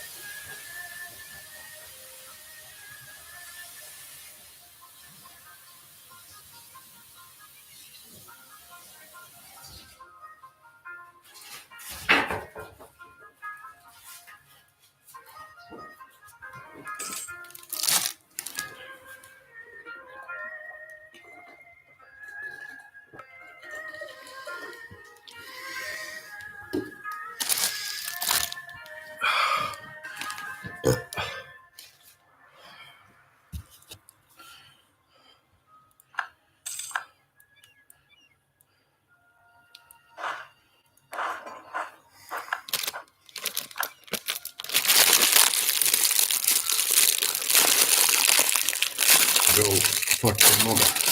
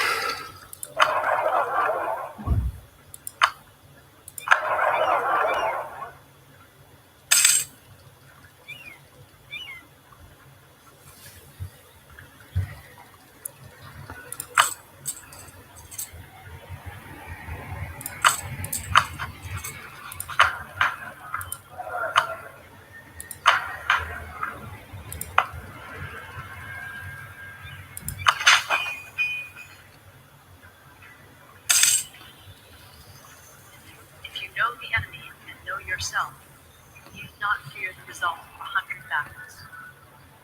If you know yourself, but not the enemy, for every victory you will also suffer a defeat. If you know neither the enemy nor yourself, you will succumb in every battle.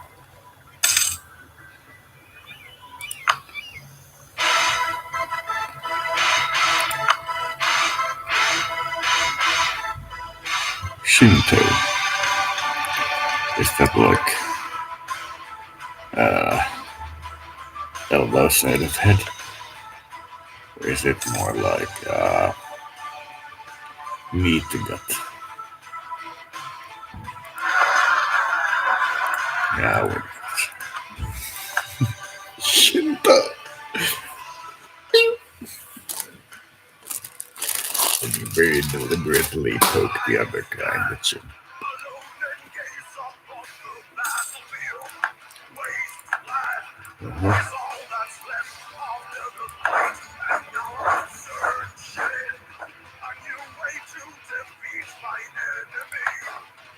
Observe chin. Observe the chin. The chin is most absurd. Most absurd. Trick or treat. Hold your peep. And then whiz on all over the place.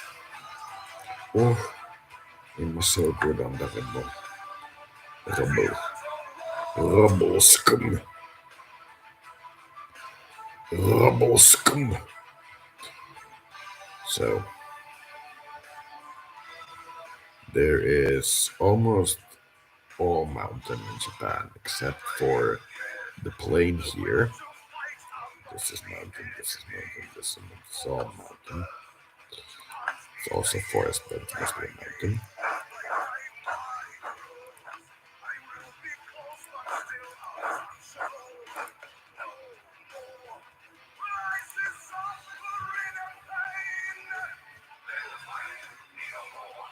And this large plain, so population came from here, so here is capital and here is second.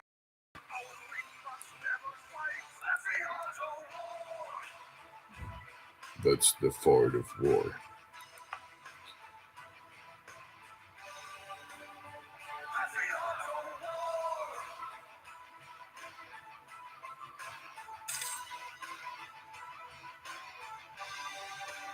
That's the Fort of War.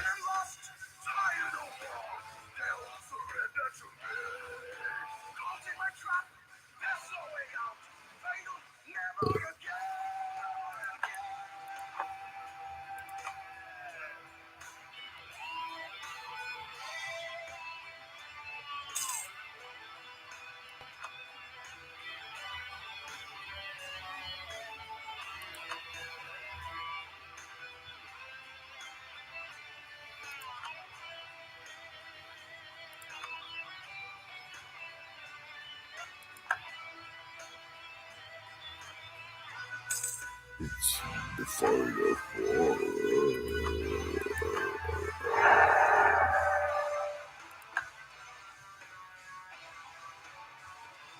Gaseous and Mishiers. The Minister of Alternative Energy. Welcome to Rome, little pedo man.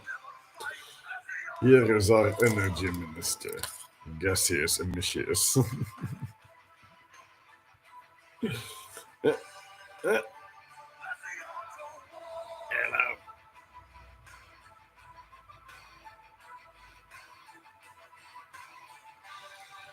Well, fuck that then. You know what I'm gonna do? I'm gonna seize 5% of estate lands. Okay. And then I'm gonna sell 10% of estate lands. Now it's me and the military. Then the third largest is religious, and the smallest is merchant. That seems Hence, to fight and conquer in all okay. your battles is not supreme excellence. Supreme excellence consists in breaking the enemy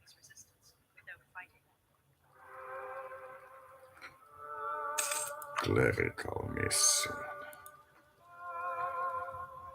We could give peace a chance. How did you tell the media?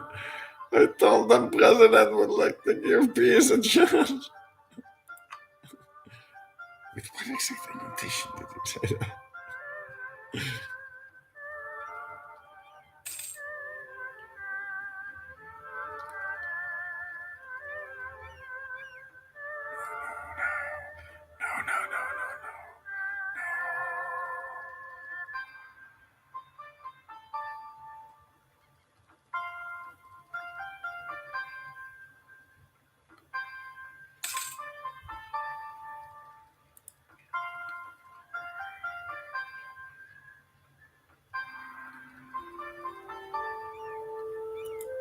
Uh-huh.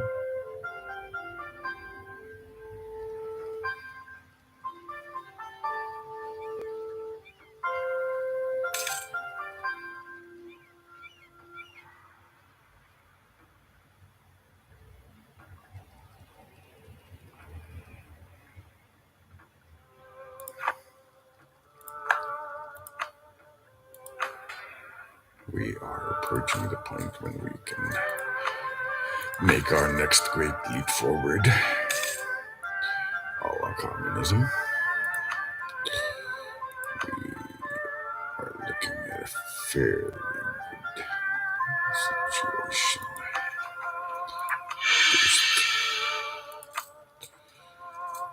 We can stand to fight inflation.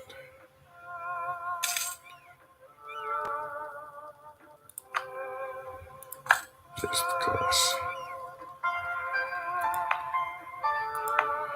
And then all development here. We need, what exactly was it to say to get this? The 20. The 20. The 20.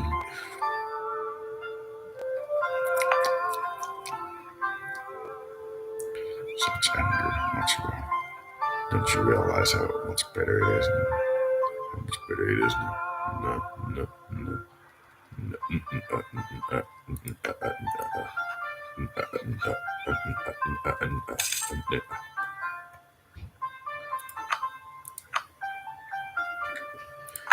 Alliance. You take care of the Imperial City. I take care of the Shogunate. Done.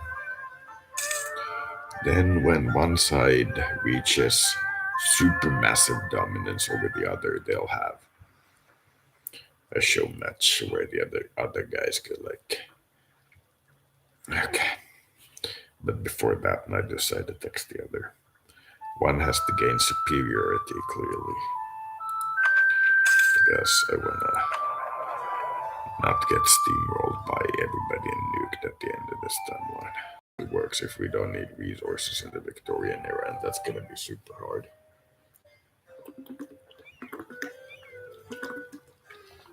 Fuck, we are going south. Fuck that noise.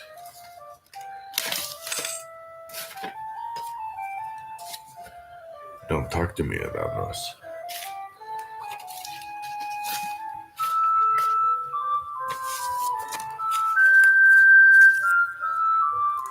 There is about 1,000,000 square kilometers north of Siberia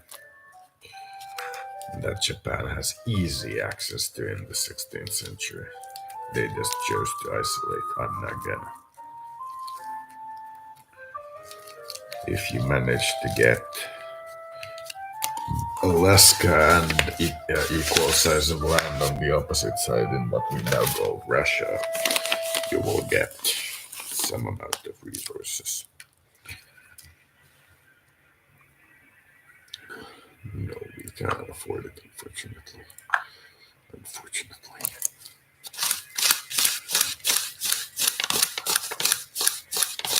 Lose tips, feed bits to make Bitcoin. Coin of the bits.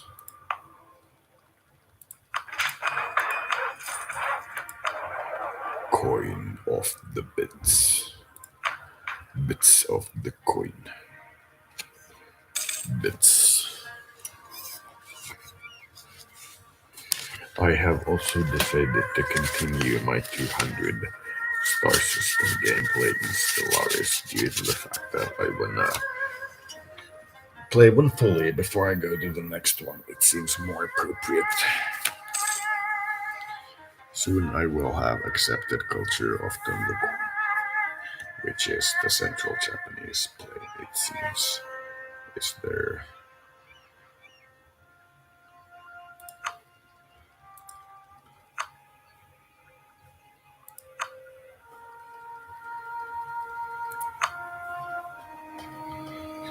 the same naturally? Yeah, Central Japanese or Eastern Japanese. Yeah, Eastern Japanese.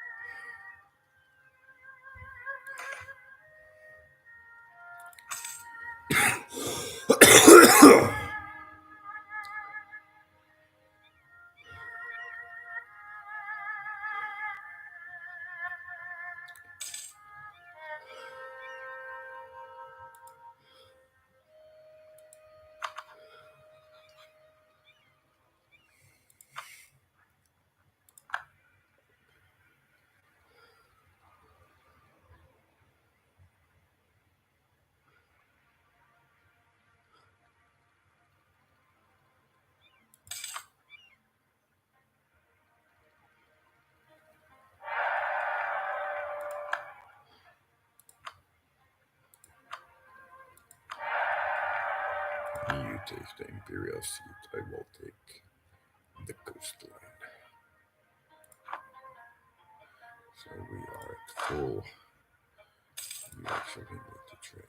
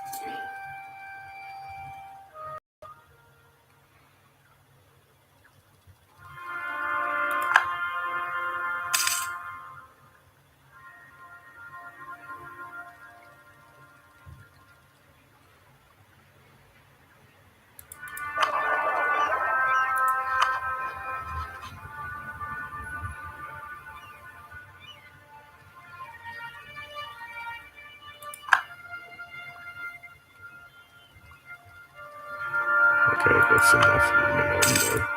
Place the lies.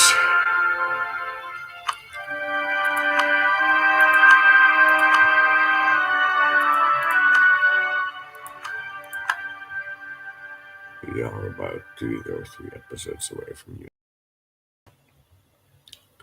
One moment.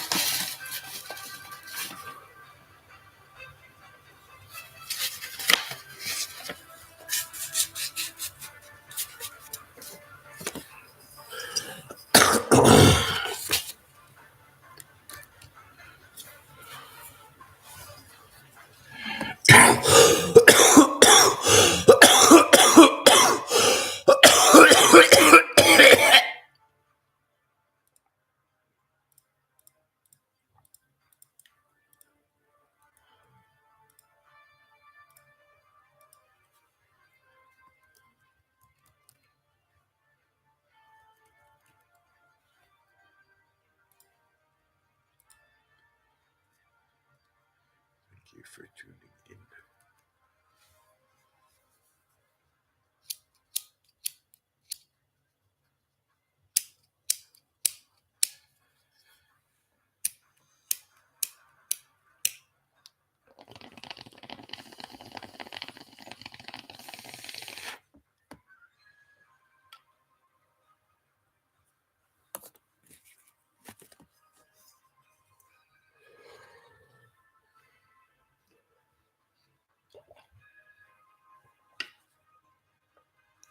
I have, by the way, noticed a couple of things in the market that are positive.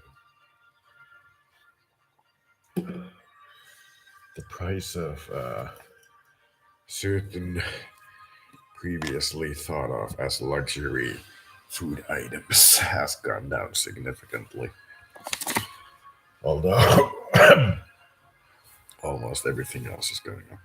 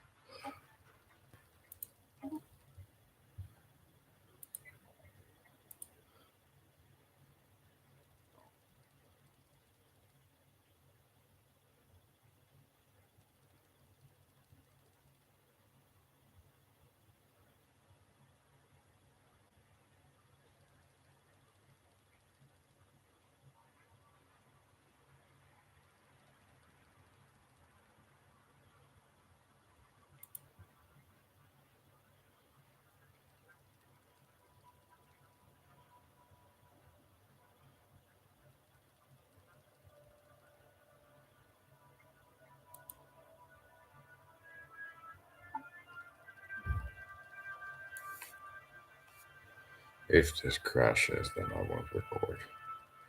But yes, this is a pretty heat intensive game.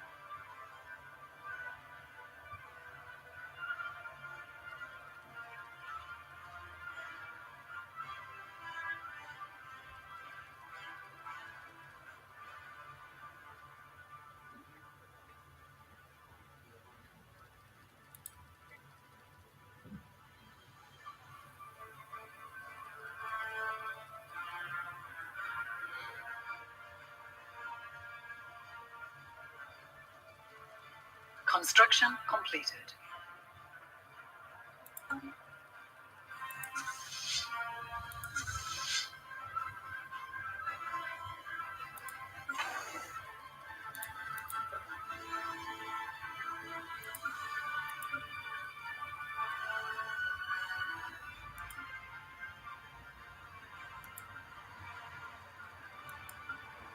Knowledge is the key to the universe.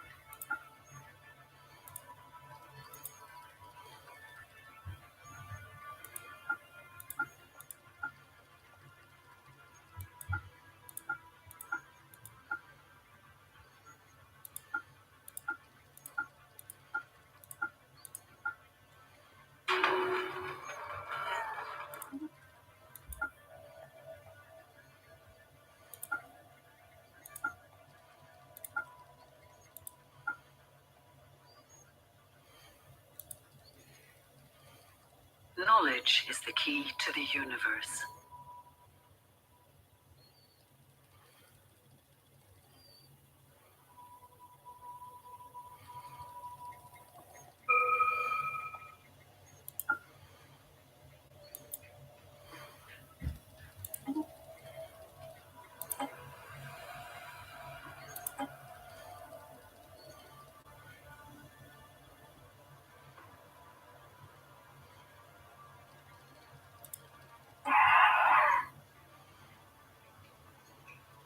Knowledge is the key to the universe.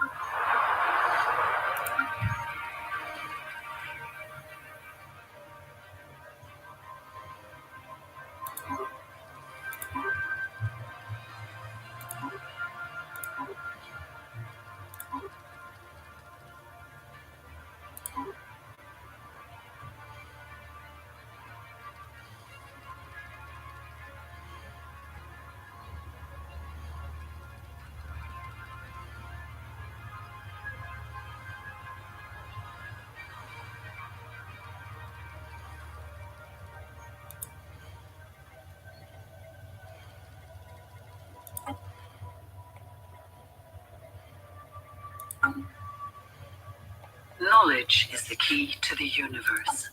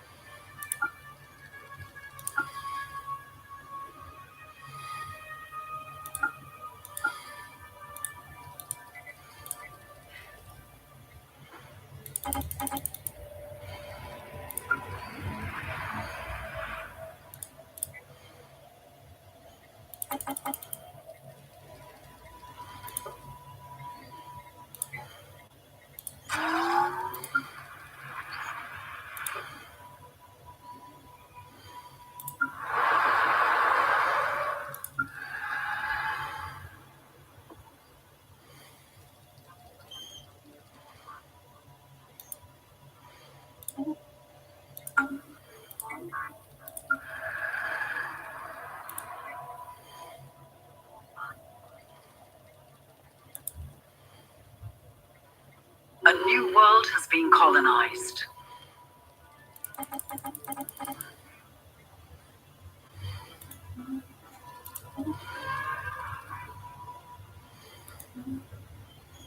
Knowledge is the key to the universe.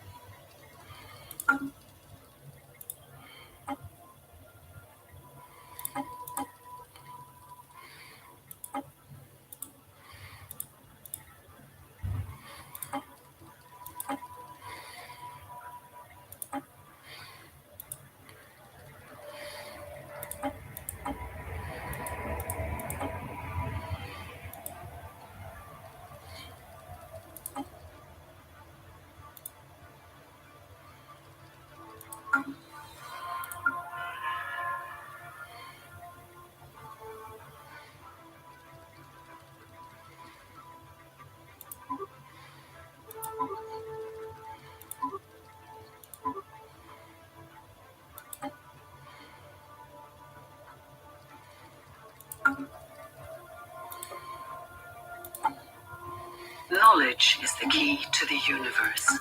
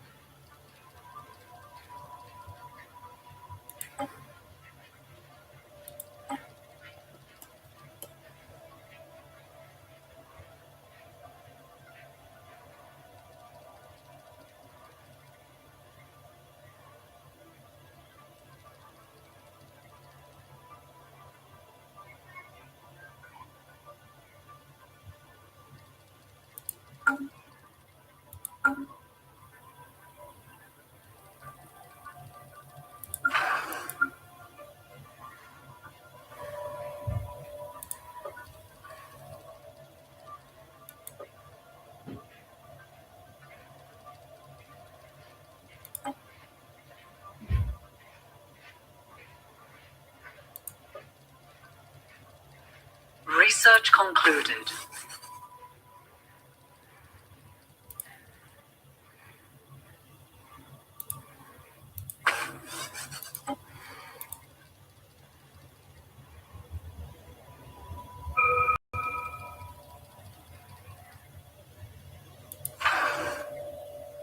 Ship upgrades applied.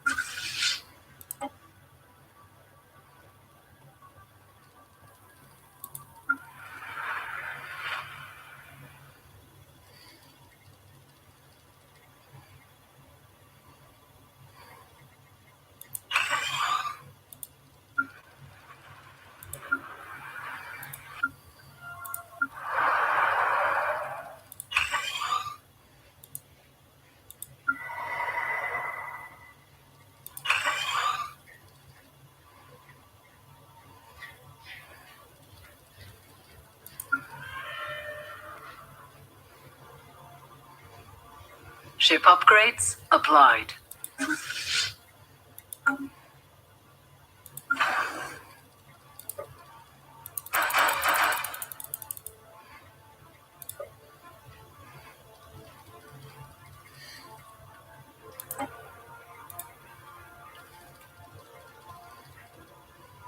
Research concluded.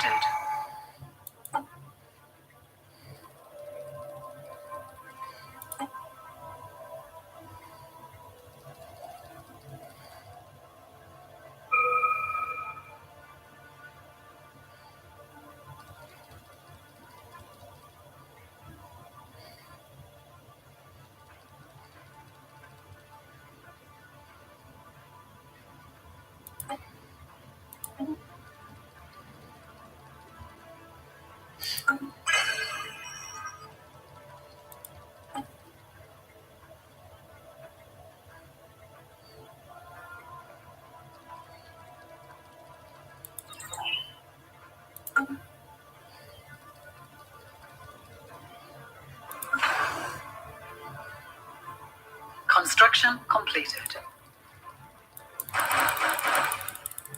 Knowledge is the key to the universe.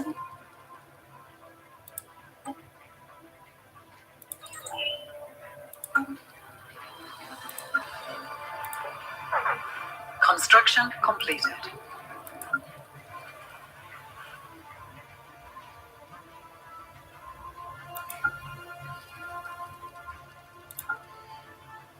Research concluded.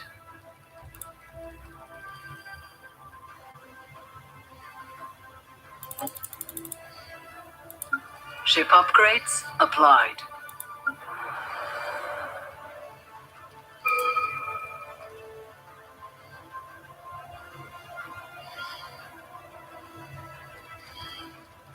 Construction completed.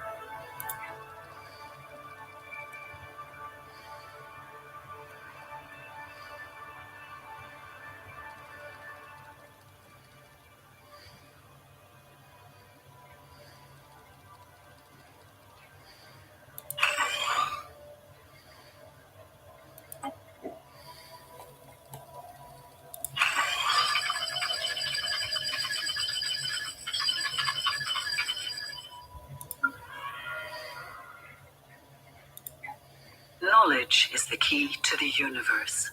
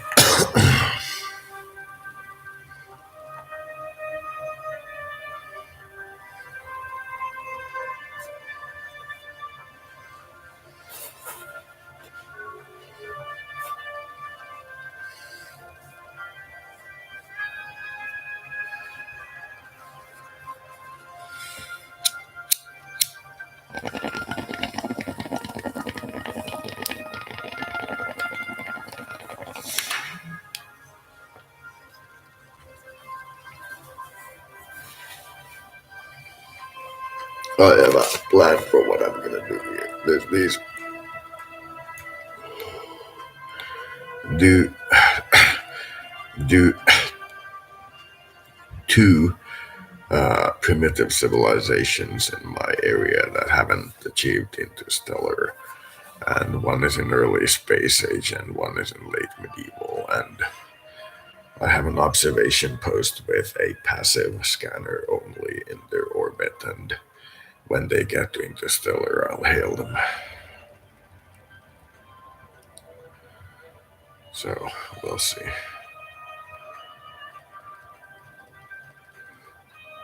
Right now, these guys in this primitive system have a early space station around their thing.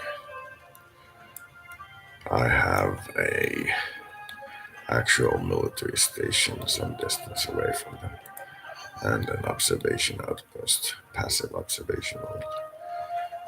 When I picked these startings or whatever, I got this dragon roaming in my system. It's been here since ancient times. It's you guys, if you don't get the reference. It's a binary system. There's also this group of amoebas that continues to fly around our systems. They're no particular threat to anyone. We figured out how they communicate. And they're mostly very primitive, so, no threat to anyone. They're looking for systems to blob around. We could scan this system, that's one of theirs, but we've never felt the need to. In fact, now that I mention it, I ought to do it.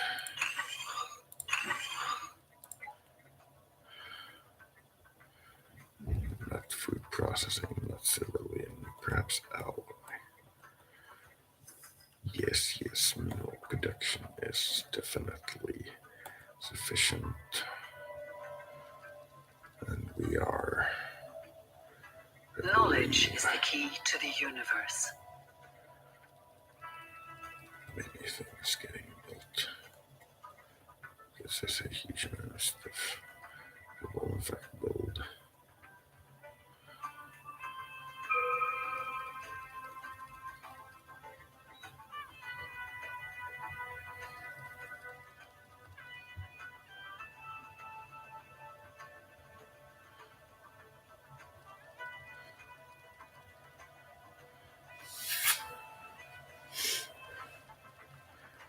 In fact, alloy foundry is pretty useless if I can still build industrial plants. I'll just build the Oda-chan. Oda-chan.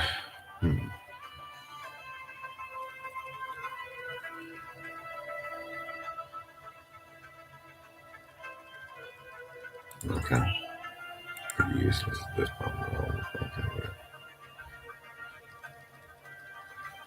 Let's pick this guy.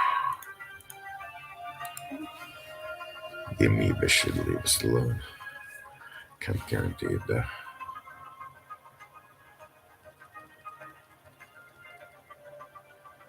I believe we can finally build at last.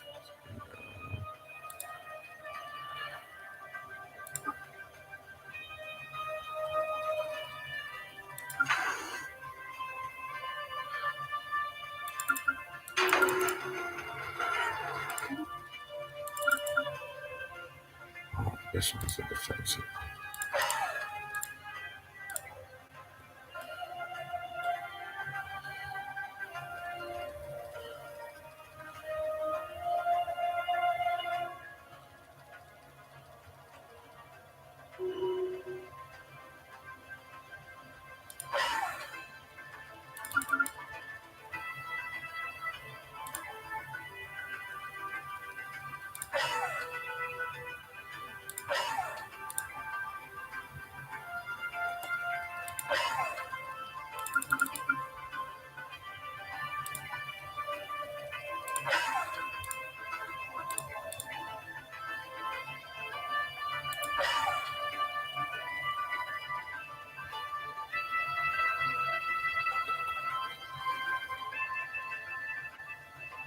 Research concluded.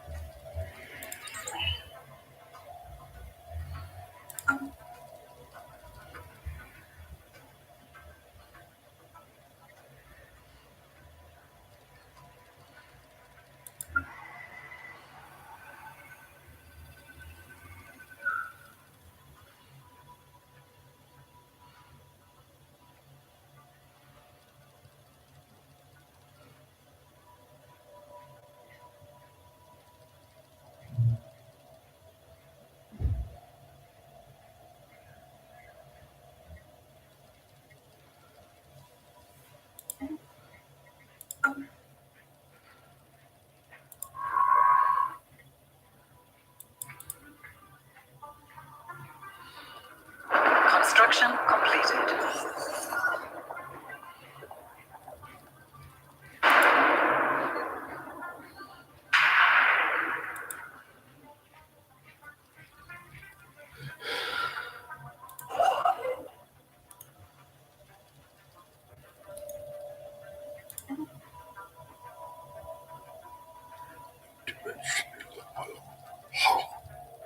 Ha ha.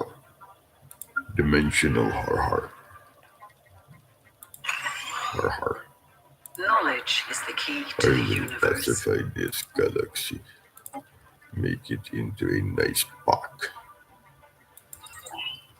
With lamps and trees and good interior design. I will make under this galaxy a republic like no other. So anyway, when these two primitive guys reach Interstellar, I'll give them some of these space regions and then go like, good day. Then I will try to encourage them to like expand in the general direction of the enemies. Being that I was kind enough not to invade or orbitally bombard or even abduct people. Could have just appeared, but that I don't particularly like. I don't like the style of that. Could have done the dragon thing, but the dragon in this one isn't particularly like sharing of things. We only learned to communicate with it when we got to like later space age and found other species and communicated with them and then discovered that you can actually Knowledge is the like, key communicate to the with the dragon. universe. Short-term worker Construction flight school. completed. Nice. Support.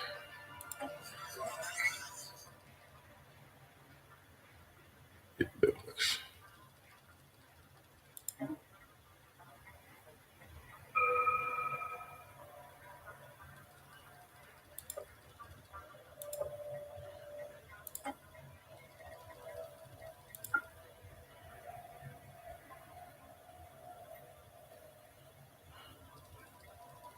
Construction completed.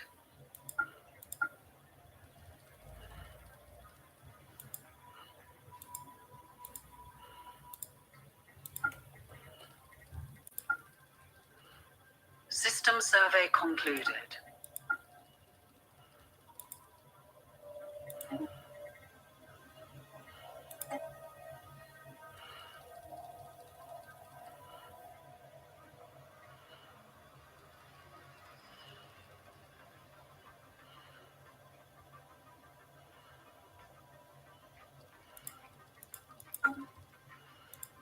Knowledge is the key to the universe.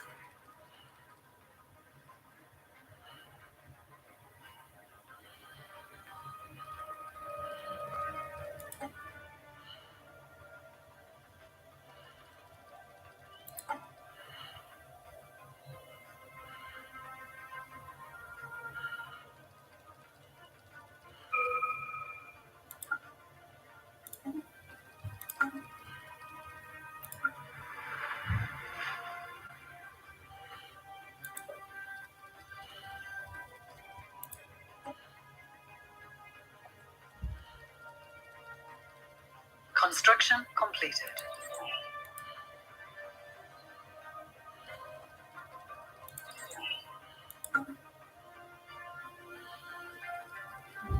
Construction completed.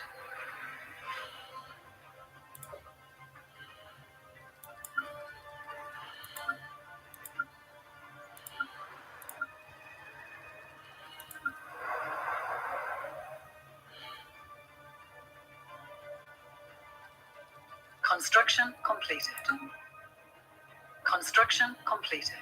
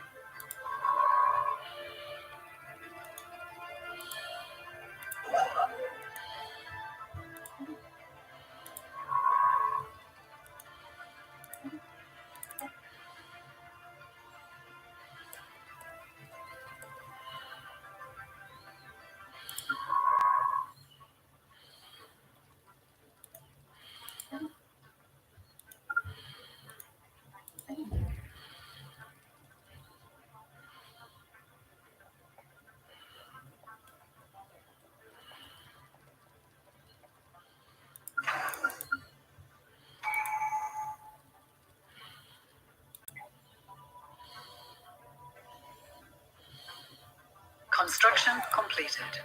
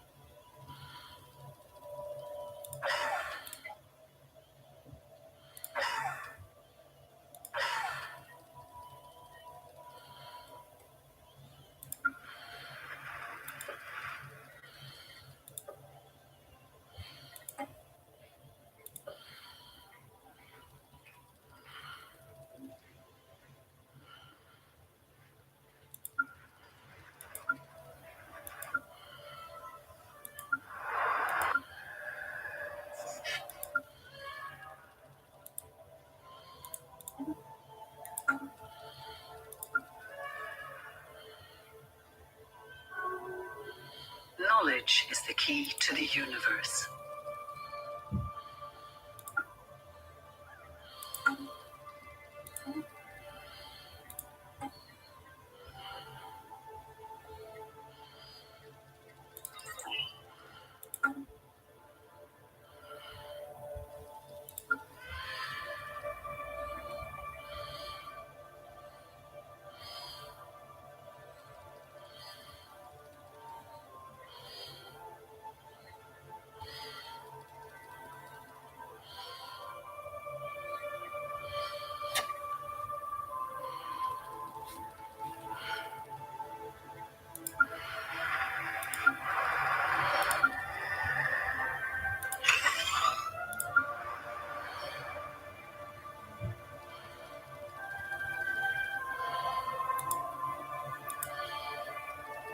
Research concluded.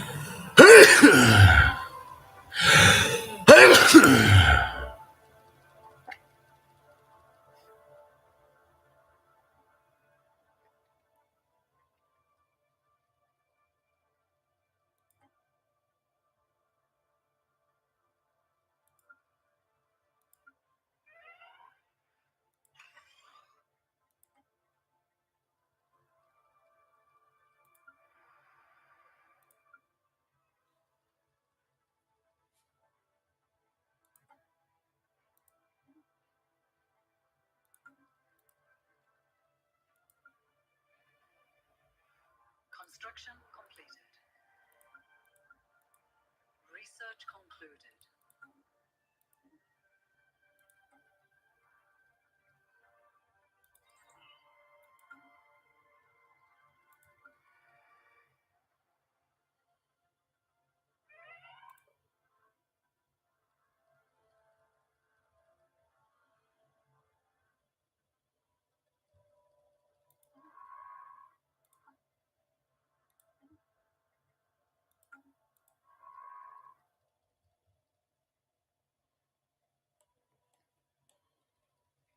Research concluded.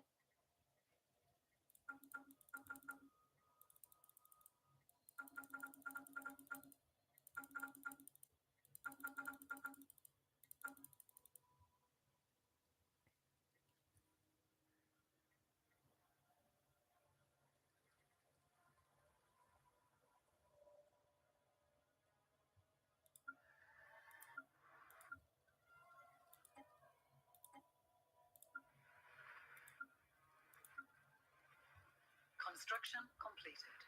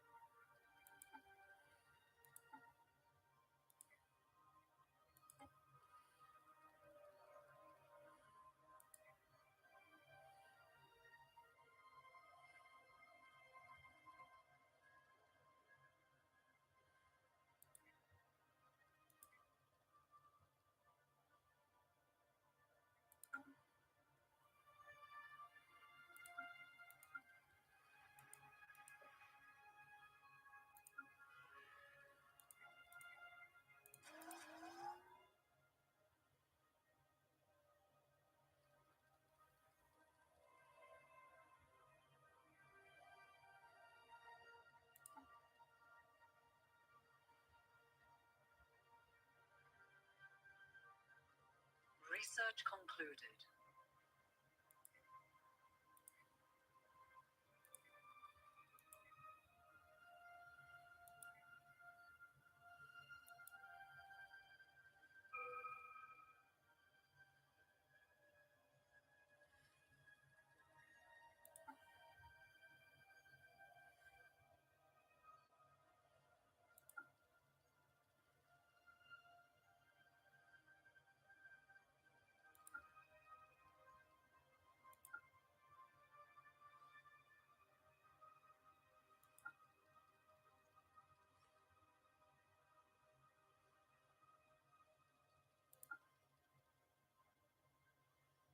special project has concluded.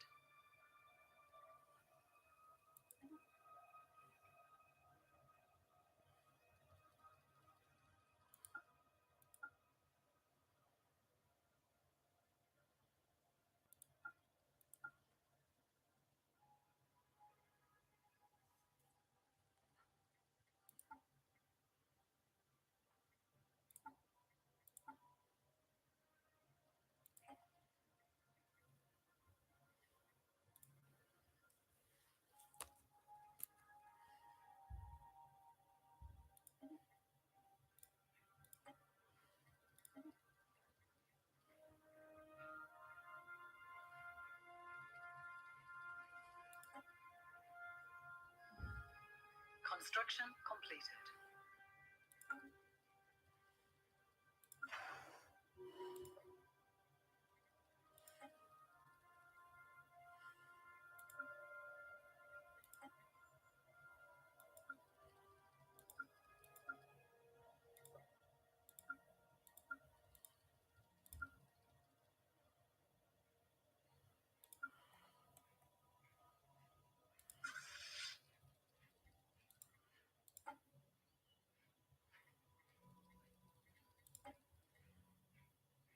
Construction completed. Ship upgrades applied.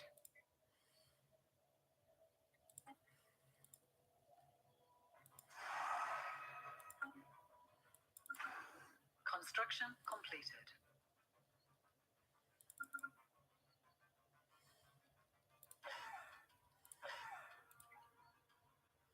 Ship upgrades applied.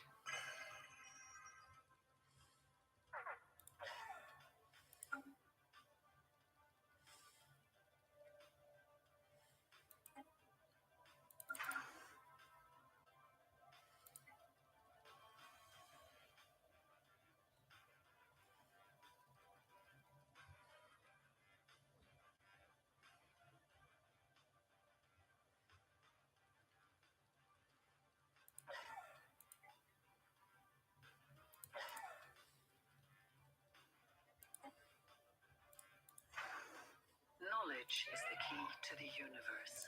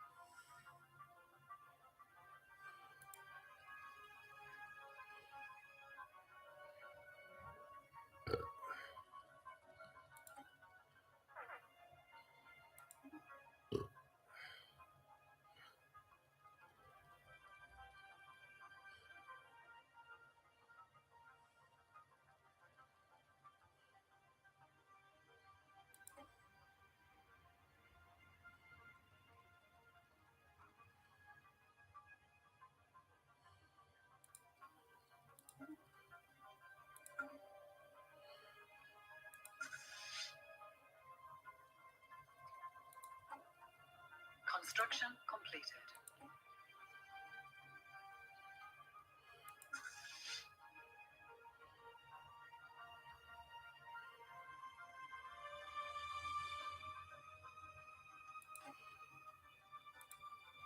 Research concluded.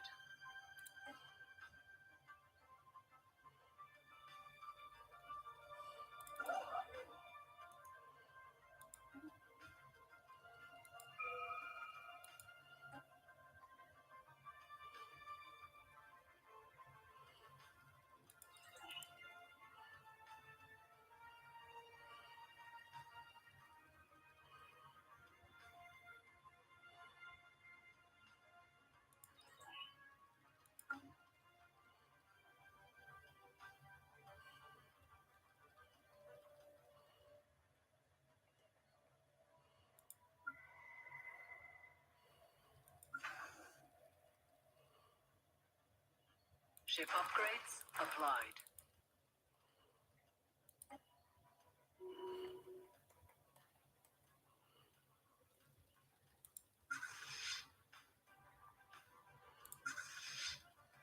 Research concluded.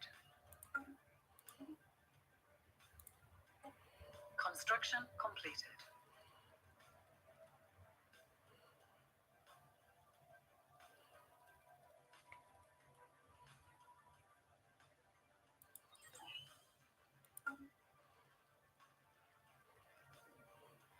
Ship upgrades applied.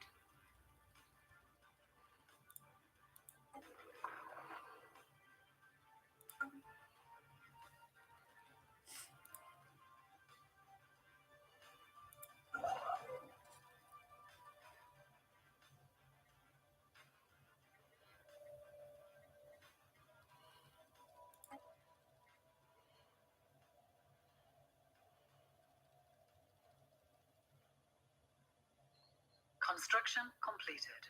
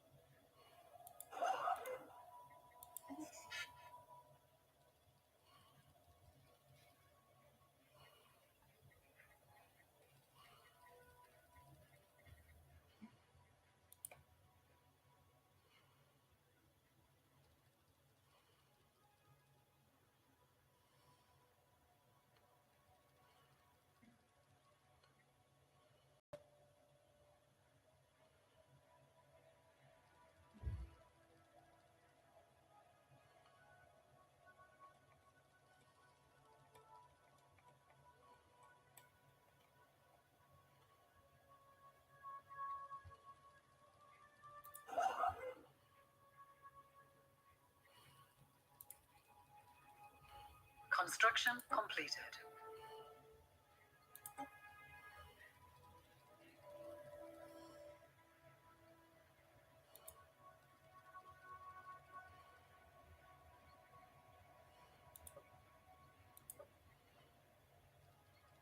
Construction completed.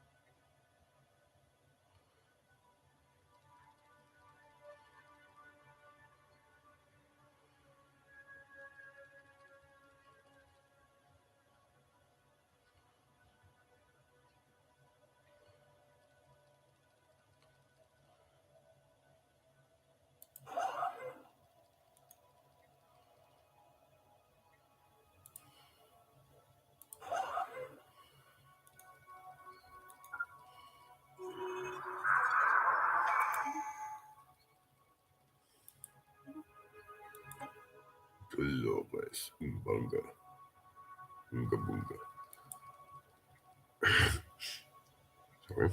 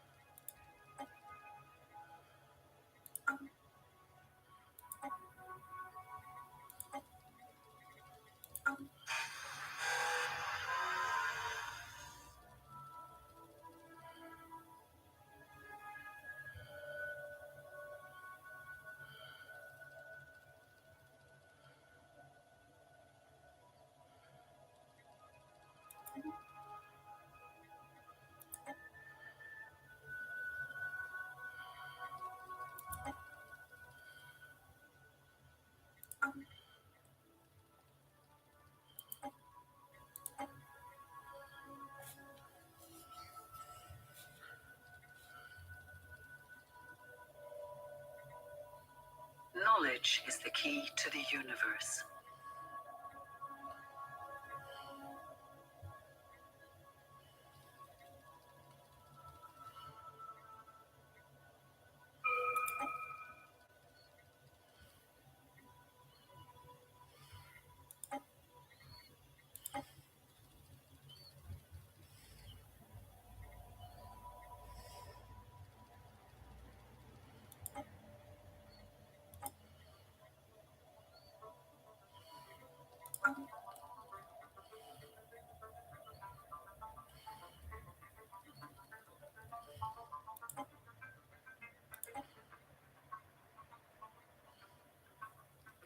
Knowledge is the key to the universe.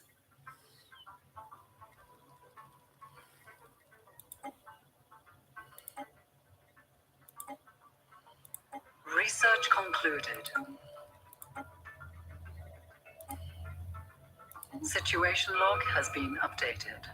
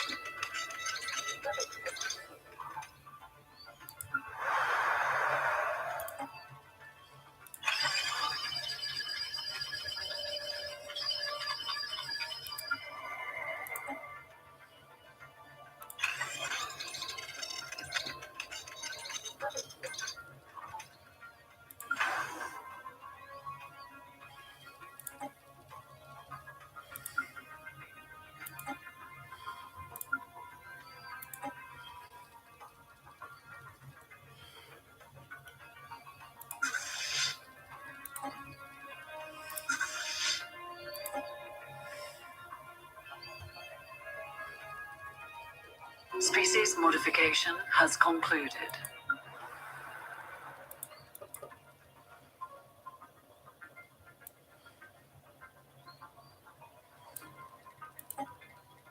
Ship upgrades applied.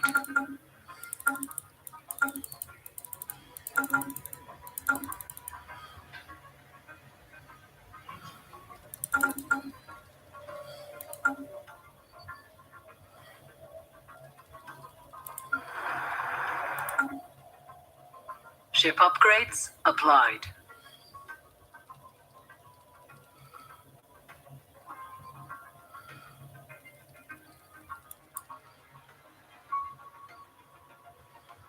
Ship upgrades applied. Ship upgrades applied.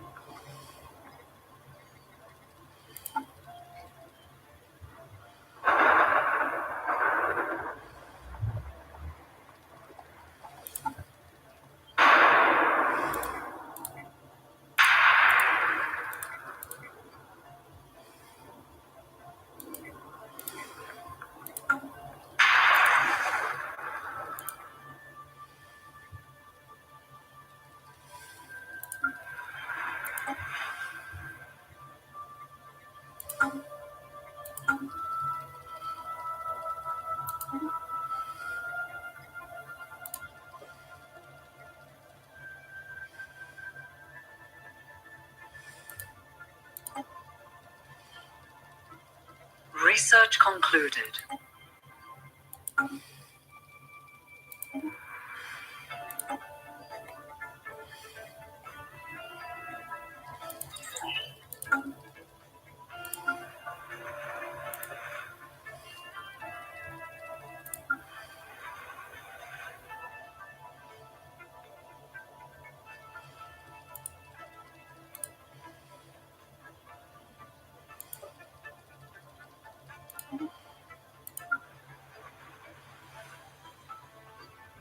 Knowledge is the key to the universe.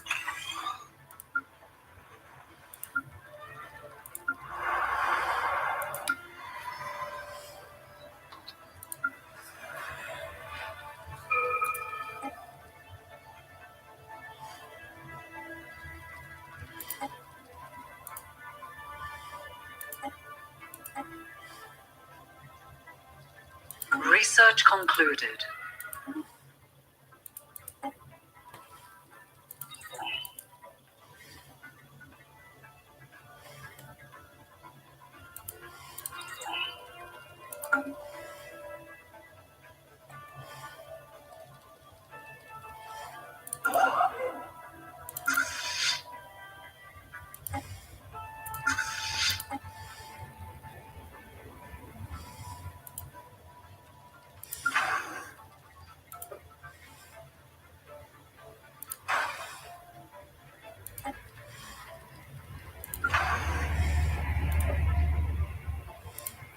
Ship upgrades applied.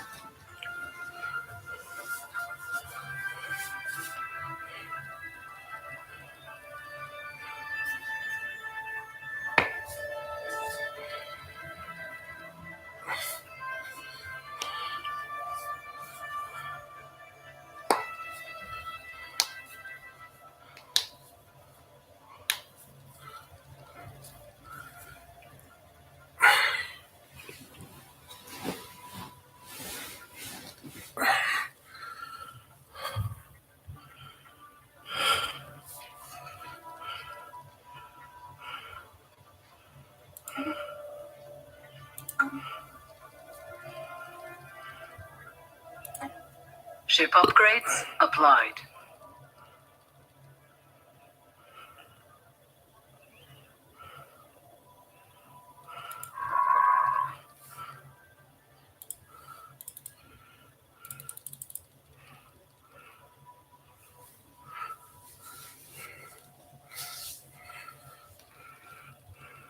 Ship upgrades applied.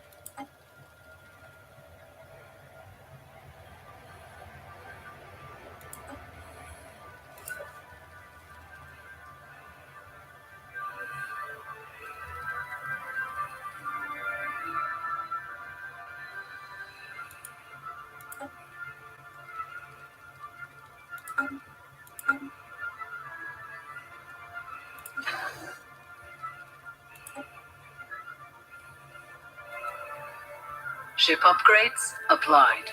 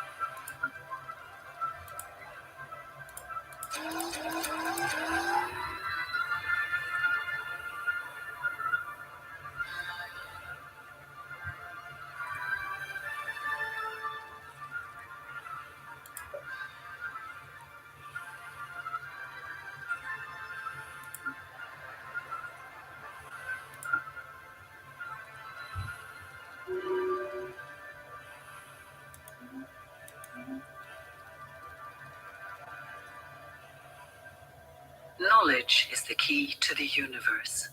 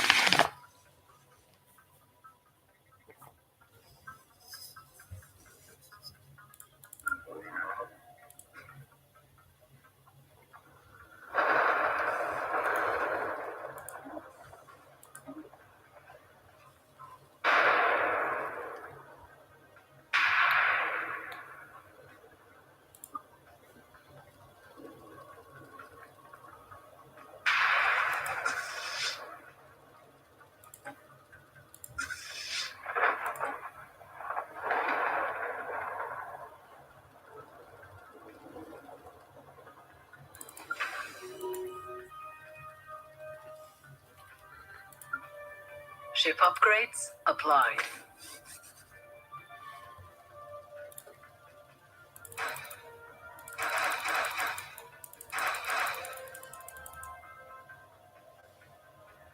Colony establishment has begun.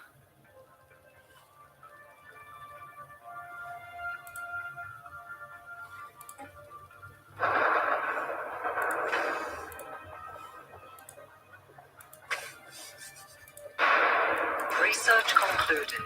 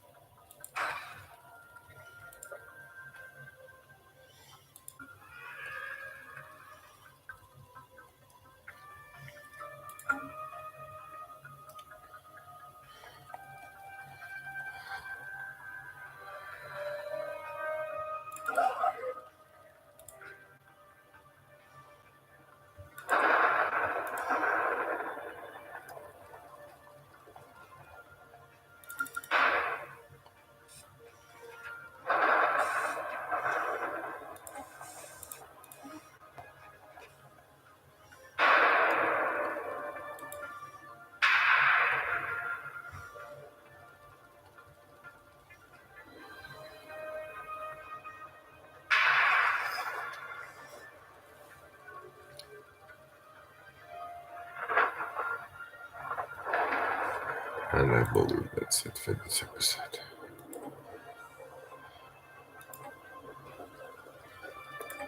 Thank you for watching. That is all. I hope it recorded.